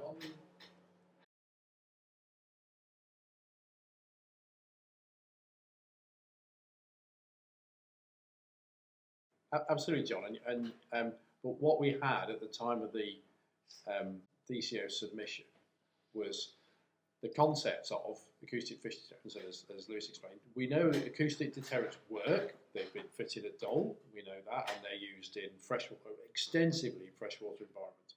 So we know that. So the concept of something that will make sound, will create a sound field and will deter fish, it is a thing and it exists. So we committed to, we will fit an acoustic fish deterrent.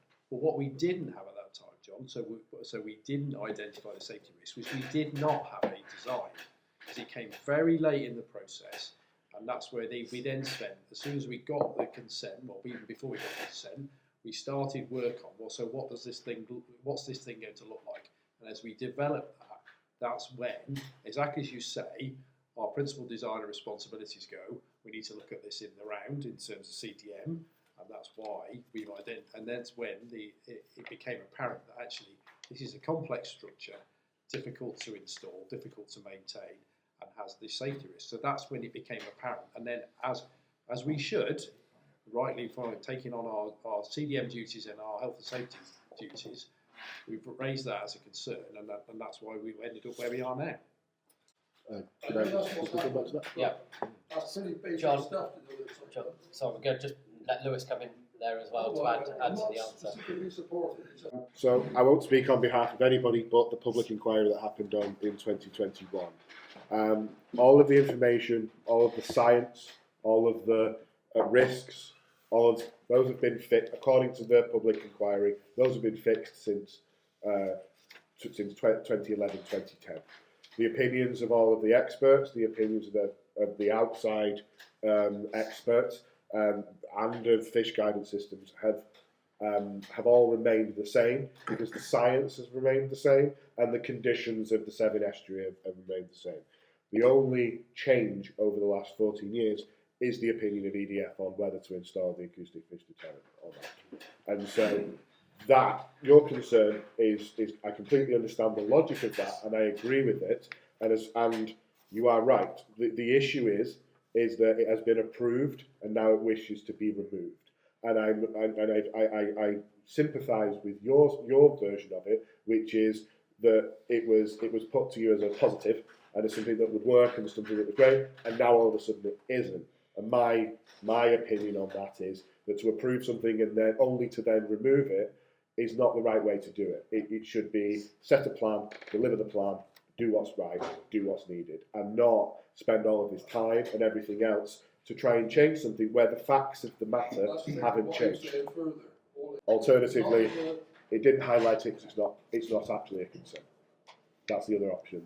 That's the other logic option there. Is the reason it wasn't looked at as an issue in 2010, 2011 is because it wasn't an issue in 2010, 2011. And because the science hasn't changed between now and then, it's still not an issue. Okay, so we're going to have to move on. People have still got some driving left to do tonight. I don't want to hold people up too much.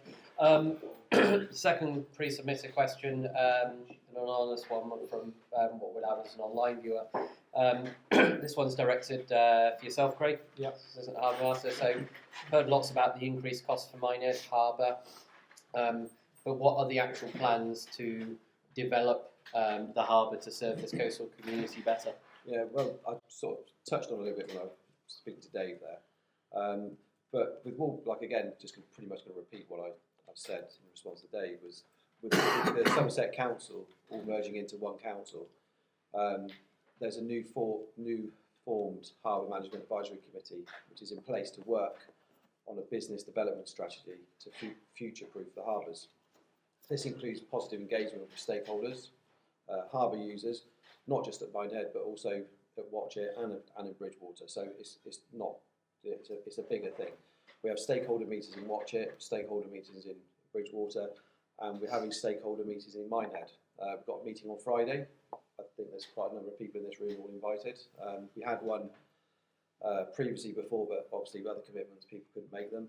And we had one a couple of weeks ago, and the harbour master couldn't attend because she got caught up in that terrible traffic. And there was that accident overnight on the motorway. And obviously, as the Port Authority, we are aware of a growing commercial fishing business with these guys here. And we've already looked into ways of improving facilities for landings. We know there's grants available, and we're looking into that. And it's something on our radar. And it's not simple. It's not going to happen overnight, because obviously money's involved. Council money's tight, but grants are available. Yeah, I'd say that we would like to. We'd like to take advantage of those grants. So. Yeah, there were grants available. I think the position with sort of FISP and fast funding is currently in the air with the new government, as anything like that would be. But we do hope that I'm sure Matt hopes as well. That we do see new tranches of FISP and fast funding come around, and hopefully Minehead Harbor can be a beneficiary it's something of that. we very much would like to see happening. Okay, and the final sort of pre-submitted question, another one for yourself, Matt. There had been some reports of charter skippers in the Devon and Severn IFCA region allowing anglers to retain more than 2 bass. And the question really is, if an angler chooses to, is it on their back, or is there actually any culpability on the charter skipper in that situation? I think each case as it comes, but clearly the investigation will determine what the intention was of all parties. So were they aiding and abetting that activity, encouraging it, or was it clearly set and others witnessed at the beginning of the trip? Guys, we've got a 2 bass limit, that's what I expect you all to go to, etc., etc. So each case as it goes, but in all our cases that we investigate, it's all about determining what the intention was. And that can be, and we see it quite a lot with recreational anglers, is that and bass is quite relatively easy to catch now compared to how it used to be because of the improvements in the fishing gear. we do sometimes come across people that are genuinely catching more bass than they thought they could have. So there's an education side of it, and and we make a determination as to what that level of intention was to break the law in all cases. On a charter boat, you'd expect there would be some briefing. So that those, and generally those that go on charter boats and usually are more like return anglers or club anglers that might have a better understanding. But as the law stands, it's as clear as day that any angler is allowed 2 bass per day. Could I just ask a question? Yeah, by all means. As a charter skipper, Yeah. it's a miracle if my anglers can catch 2 fish in a year, and I'm on one trip. That's What you said is it must have been bad in the 80s and whenever you said, no, since 2000. There's a different story, a completely different story. The fish were fantastic. But my point being, you were very grey on who's responsible here. It depends on the situation. Yeah. So what? Let me say, if I've got a party of anglers on there that have caught their 2 bass, and I've given them a briefing, and they then say, I've got 4 and I'm taking the effing things. Okay, what would you expect me to do about it, A? And B, what would you do about it? Well, so if you can demonstrate that you've taken all reasonable steps. Demonstrate to who? Well, because there's other, unless it's a one-to-one part, you're only taking one angler. Could be 1, could be 10. I mean, if 10 blokes area house people from we Bridgewater would come down and understand. tell me that we are taking these fish. We've paid for our day's fishing. If they take those fish, then the legislation is quite clear that they should only be retaining 2 bass. But it's quite simple to me that they could then turn around to you and say, well, he said we could take them. Yeah, but again, I think that's quite interesting in that they may be able to, ultimately they have a responsibility because that's what the legislation says. So the law doesn't actually state one or the other then, that the skipper or the angler is responsible? No, the quirk with fisheries legislation is that when it's on a boat, it's the legislation applies to the charterer, owner and skipper. So that's where you would normally go. So when it's an angler, and it's a different relationship because they've got responsibilities.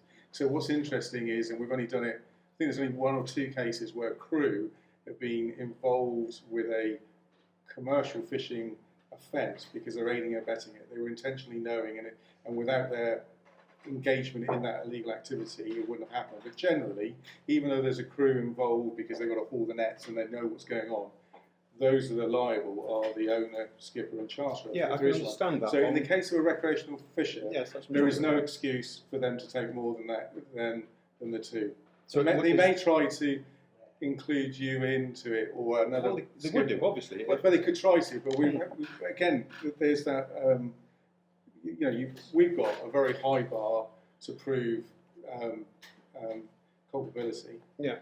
And it's very unlikely unless there was very clear direction given and we could demonstrate that there was aiding and abetting in that activity, that the skipper would be held responsible. But there's still greyness there. I mean, if you're at the top of the stairs there when I come in, and the one chap's got 4 bass. Yeah, well, he's going to get pulled over.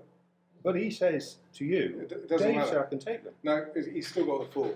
We might come and talk to you about it, but the individual involved. There's lots of Mike's lifts going on. But I think the reason why is because I'd like to know why. No, because you can't do that in as much as you have to treat it at each case. That's all I can say. All I can say for certainty is the gentleman or lady that's got those 4 bass is definitely going to be of interest to us. Depending on what they say, we may come and ask and understand what the situation is and how prevalent it is. Yeah. So the risk involved, and to understand, and that's why we interview people, because you get to understand what the situation is on each individual case. But don't you find that, without a doubt, without fault, each case, the person is going to blame someone else? They're not going to say, "Oh, yeah, I've taken 4, but he told me not to take 2, but I've taken 4." Well, here's a good example. So, you're driving along, and you go, "God, belt it through there. I want to get home. Go through a red light." You go through and he said, "Well, he told me." He's the driver. Hey, I'm not involved. I'm not getting So the driver is definitely going to get nothing to do with me, mate. There's no greyness there. What you want to do is, was that other individual acting recklessly in respect? Have they got any culpability in it? But all I can say, and the main message to everybody listening Go on, and then. doing it is don't take more than 2 bass. No, but I'm going back to the original. If that Yeah. person states that he's going to take it whether I like it or not, We can't do anything about No, that. I can we? can't, no. I think we need to bear in mind at that point that it's no defence to the person taking them to say, he Correct. said I could. So it's not helping them anyway to start slinging some mud. I think that's what Matt's saying there. Yeah. And I think the other point that Matt would have probably brought out there is that they may well speak to you if those sort of accusations were made, but there's always a high burden of proof in that situation. Exactly. So I always give them the briefing in the first place. You've got 2 bass, and I always say to them, if you take more than 2 bass, that's entirely up to you. I'm pretty sure that's a very good position to take, yeah. I wonder if they could supply us with leaflets or something to put on the boats that explain Yeah, in your words how to do it. So we have got, you know, and again, share the pain of gentlemen in the end, you know, financing, and one of the things that we did, and we got DEFRA funding for it, and it was brilliant measures, and with bass on them, they were really good, and then they changed the number of bass. And then you had all these flyers out there where somebody could go, well, I've got this flyer that says, so it's really tricky. Yeah. So the one way that we do try to do it, which is online and publicise our website to get information from that, because it's always updated. One of the critical things, and it came in one of the cases, was on size of bass. You know, how long ago was it? 36. It seems a long time ago. An individual took a photograph of a sign on the X saying, it says 36 there. Yeah. So that's one of the dangers we have about leaflets. One of the only things we can do more about, like today, engaging, because we don't come up here very often, that's for sure. But to say, you know, there's a website, I can give contact details to Grant. That's why it's good that the Angling Trust are involved. And to disseminate whatever information. And one of the things that IFCAs are, you know, generally really good at is that we are contactable. You know, we're not. You know, we take responsibility for our patches. So if anybody's got any questions, then just engage with us. And I really appreciate being part of the panel tonight. Not really directly IFCA stuff, but definitely stuff that we get involved with. But particularly our bread and butter fisheries management and angling in particular, because we do a lot for angling, or it's certainly in our minds that our duties under the Act are to balance all the needs, and that very much translates into consideration of development of angling. And there are examples here with the Burnham and Breen netting restrictions. There's stuff that we've done on the south coast. Any ideas of how we improve that in terms of going forward with our fisheries management, we're more than happy to have those conversations. And like I say, it doesn't need to be in this forum to ask those questions if you had those concerns about your position with charterers, because what I would also urge you to do is to get the MMO's position as well, because of the from the licensing point of view. But yeah, absolutely, by all means, talk to us. But leaflets are potentially more problematic, and they are good. Yeah, we've seen that. We had the Minehead Sea Angling project, which you guys were involved with in the early days. Yeah. And obviously they were 36 centimetres. They soon went out of, they had taken away. Got a sign on the harbour there, related. Yeah. And it states the 42 centimetre bass, which I had to scribble out and just adapt that. Well, 42 is right. 42 is like, probably said the bag limit. The bag limit, yeah. And obviously, I think it was 41 centimetres. It went from 41 to 42. There was a brief time, wasn't there was something. So sure what's on the 41. You want to stop changing your mind? That's what we all do. Well, and you know what we could do is we could say, at least the EU brought it in, but it's certainly not Matt changing his mind. I would say leaflets and signs and anything with those sort of things printed on and stuck on boats is a bad idea. While we've got lots of fishery management plans up in the air and potentially a lot of changes to a lot of different species coming in the next 3 or 4 years. Assuming DEFRA and MMO get their budget, and we're back to that again to actually close off some of those data gaps and implement some of those changes. I fear we have run over time. I don't have a clock to hand, but if there are any quick questions from the audience, and not speeches but questions. Yeah, I know.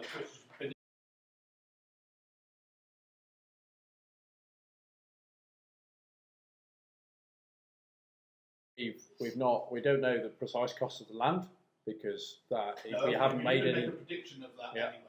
£10,000 an acre, 300 acres is 3 million.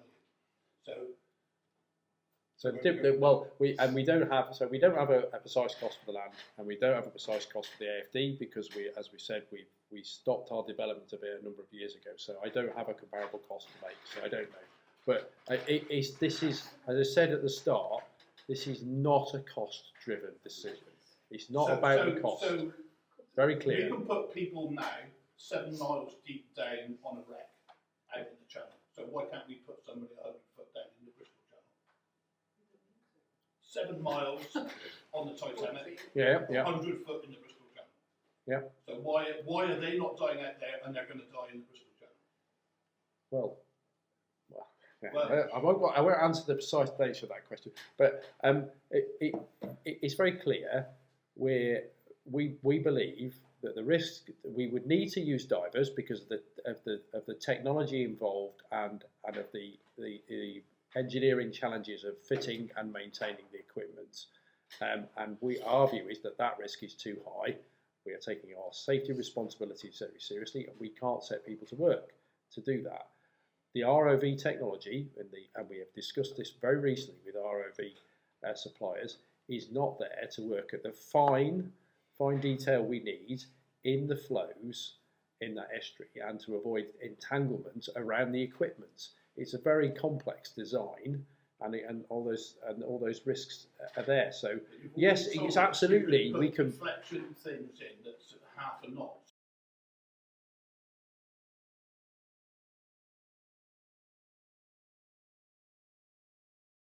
No, the intake pumps that draw the water in at half a knot. We haven't deflected the tide to be down to half a knot. 6 knots of tide. Absolutely, yeah. I'm going across the. No, you see, perhaps that's a bit. So when we placed the head, we placed it so the tide, the knots, there's that 6 knots of tide goes past the face, sweeps the fish past the face, not into it. Yeah. That's the whole reason we've orientated very precisely on the seabed. So we're using that 6 knots of tide to sweep fish past, not into. The old B station head, the tide went straight in it. Yeah. So that's why I believe. Well, there won't be 186 million, but easier to examine in terms of numbers of fish. We're talking about around 44 tonnes, and we believe that's the very upper estimate. How many? 44 tonnes. A year? Yes. Can we just clarify that figure has been given in previous meetings by your colleague Andrew Goldrock as the difference between having the acoustic fish deterrent and not having the acoustic fish deterrent? That's the total take. So without 44 tonne is the total without. So let me be really clear about that. Then. So the 44 tonnes is the total take of the power station without an acoustic fish deterrent fitted. In what amount of time? 1 month? In a year. In a year. 44 I'm tonnes in a year. sure I've seen when Libby was working with you. I'm sure there was some paperwork about, and I think you probably still have it. I can't find the paperwork now, but it was all measured in cubic meters. Sorry, can we And just we're have quiet talking- out in the we're audience because talking the speakers will pick up thousands this of thing. cubic meters of fish. Thousands of cubic meters of fish wouldn't be 44 tonnes. Yeah, so could I just It'd be extortionate. Independent Exactly. Welsh Government report states it's 182 million fish per year. That's an independent report. There are other numbers out there, but the one that is stuck to most often and has been reported in public inquiries and independent reports is 182 million fish. That's not a number we've created.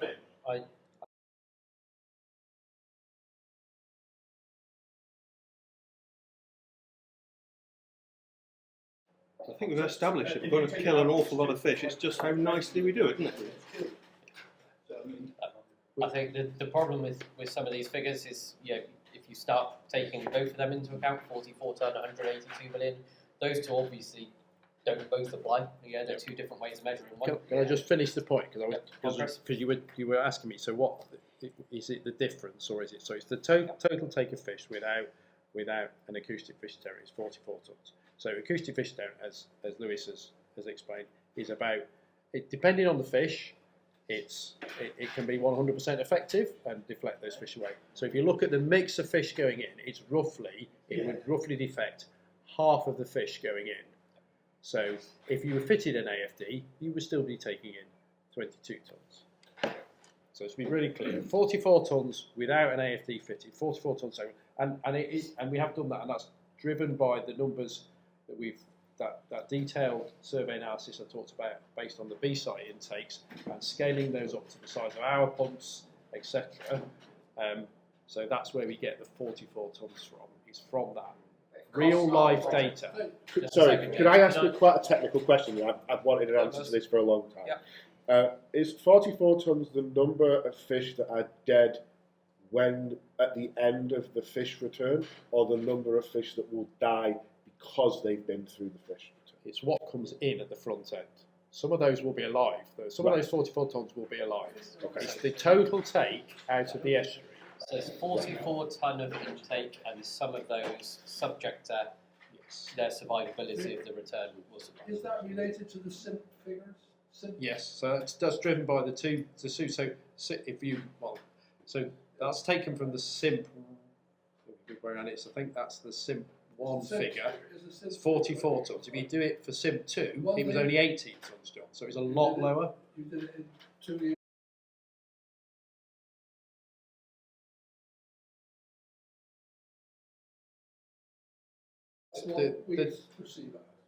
The basis of the basis of the 44 tonnes comes from those very intensive surveys, and yes, the majority of the fish will be juvenile fish because those are the ones that are drawn into the system because they're less likely to swim away. But there will be larger fish. You're absolutely right, John. There will be larger fish drawn into the system as well. But the 44 tonnes is extrapolated from and based on real data from the B site. So that's where the 44 tonnes come from. And then say that a trawler does that. Trawler wouldn't do that. The reason we use the trawl analogy. It's a marketed. Well, I don't want it to be a marketing. It's not meant to be a marketing thing, John.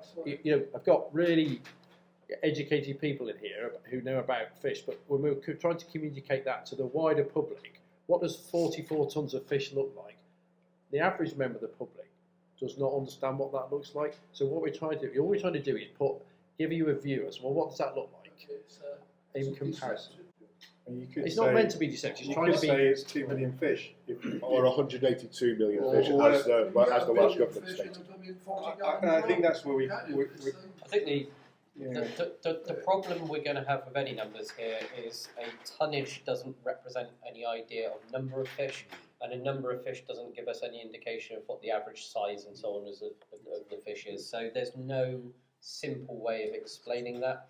I can understand why what EDF are doing is seen as a marketing ploy. I'd probably agree with that. But yeah, these facts have to be presented from the sides. And when it comes to the consultation, the facts have been presented in their way. One of the things We have to determine. When we use the word fish,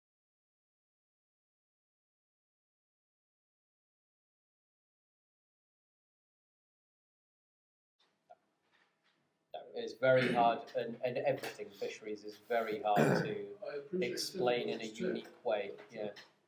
So I think we're going to have to take one more question. I think if there is one from the audience, and then draw a close to it. It's getting very late.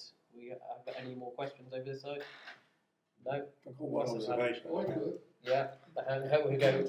We take the final comment from Matt, and then. Oh, not if John. No, John's a paying customer. So please, John. I have plenty of questions.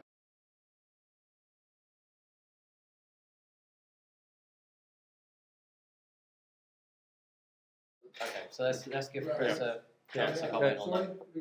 Yeah, no, I understand what you mean, John. So I don't understand how or why that was done. yeah, well, but let me try and explain a bit. But just on agreeing the numbers, so actually the 44 tonnes is agreed by the Environment Agency and by Natural England and by NRW. They all agree that 44 tonnes is correct. So that bit is agreed.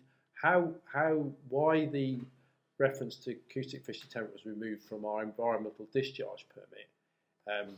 I'll try and explain that. It is a bit complicated. So when we committed to the AFD at the planning stage, there's a planning process. So that's the DCO is a planning process. So it's a planning permission. Well, it's a very big planning permission, but it's a planning permission. So they captured it in the DCO. So they captured the requirement for the AFD and the DCO, and then MMO reflected that in their marine license, because the marine license enables us to deliver some of those requirements, and they need to discharge some of the planning requirements. That's how it's done. And the Environment Agency decided to put it in their permit as well. Now it's in a discharge permit, which is a place it really shouldn't be. There's no legal tools for them to actually have put that in our permit. We disagreed with it at the time, and we continue to disagree with them about it's not the right place for it. The fact that the requirement for an acoustic fish deterrent should be, and is rightly, a planning matter, and then rightly reflected in the marine management's marine licence, but it's never been a matter, because that permit is about things that go out at the end of the pipe, not things coming in the power station. It's about discharge of cooling water and trade effluent. It's not about fish. So it should never have been in there. Why didn't that come up before? Why did it only come up after you failed in the other? No, it didn't. I precisely made that very clear point to the Environment Agency back in 2017 and said to them, this really shouldn't be in your permit, and gave them the opportunity at that point to take it out.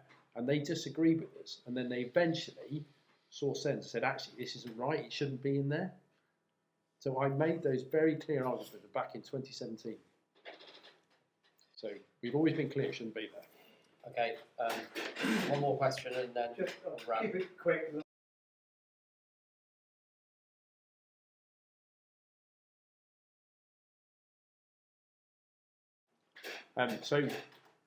We created a long list of all the things that, if you like, that you can, what could we do to compensate? So we did that. The principle of that we need to apply, you need to start as close as possible to the source of the impact. The further you go away, potentially, the more you have to do. And it doesn't quite make sense. Why would we go and provide some compensatory habitat in southern France when it's this estuary that's being impacted? And what we're trying to do is provide habitat in this estuary that will improve the fish. That's what we're trying to do. Now, I know it's not. We all know that fish migrate. Yeah. So some of these fish you're talking about spend half the year in the North Sea. So you could justify doing mitigation in the North Sea. Because the fish spend half their lives up there. It's so quite. there is permutations to it. Yeah, but we have looked at a full range of options, but the legislation tries to do it as close as possible. And I'm sure you would like us to do it in this estuary because it's about supporting this estuary. It seems wrong to me to do it in the North Sea because it's not supporting your estuary. No, the objections there are less about the fish and more about,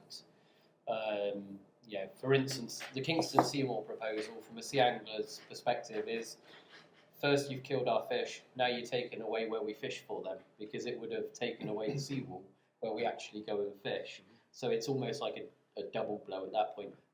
Fully respect that you have to do the mitigation as close as possible, and we obviously would want our fish stocks locally protected. Lewis. All of these mitigations are based on the idea that the acoustic fish deterrent is not particularly right for this particular location. It is. The way to eliminate any kind of mitigation and to deliver the best possible solution is the one that has already been decided, planned for, been scrutinised multiple times on multiple different levels and put in place to deliver the exact thing that is needed. Any other mitigation is the equivalent, for example, if we were talking about a wind farm, and somebody wanted to remove a protection from that wind farm that would kill millions of birds every year. You could see it happening, flying in. And the solution was, we don't want to install that safety item. What we're going to do is we're going to build some bird sanctuaries next door.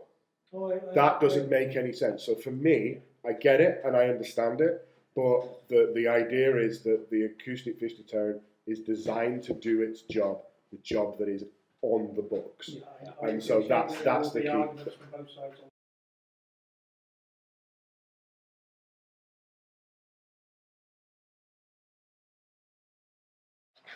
Okay, you had an observation, Matt? Well, only Close that out with that. I'm not allowed to quote figures, but I've heard some pretty eye-watering figures in terms of what the compensatory or mitigating sort of activities might cost. That must equate to there being a big impact to start with, because, like I say, we're aware of other activities like the removal of 5 million cubic meters of feature, and there isn't any mitigation for that. So I think this is where I try to penetrate through all of the challenges of this. It must be a pretty big problem for there to be this level of commitment from EDF to provide this level of mitigation and the cost of it, because that doesn't, to me, equate to a 44-ton take a year problem. It must be, as the inquiry initially set out, and it's really good to hear that you've confirmed that both the EA and Natural England are there, because I've got a meeting with Natural England tomorrow, because I was made aware that they had agreed to that statement, and I wanted to hear their side of it to understand how they've been able to commit to that statement. Because all I want to do is chase and learn facts, and if that is a fact, then I'll be happy with it. But at the moment, it's still really pulling in my mind, why is there such a move to commit to that level of cost and disruption to a lot of people, etc., unless there was a real need to have that level of mitigation. And that's the two things I can't quite square at the moment. So I'll go away and try and find that out. And if I find something out, I'll let you know. Yeah, thank you. But thanks again for the opportunity to come along. It's been really good, really interesting. Thank you, Matt, and thank you to the whole panel. You've heard some different views. Obviously, tonight you've heard a presentation of facts as they are seen by different parties, and you may agree with some, you may disagree with some, but you should all be better informed to make up your minds going forward, heading into consultations, and I think that's important. And I think it's important that us as an angling community engage in more of these sort of things if we're to have our voices heard and have the influence that we can, and that sort of indirect control, therefore, over our future fisheries. So thank you for everybody attending as well. Thank you to the panel, and have a safe drive home, everybody. Well done, everyone. Thank you.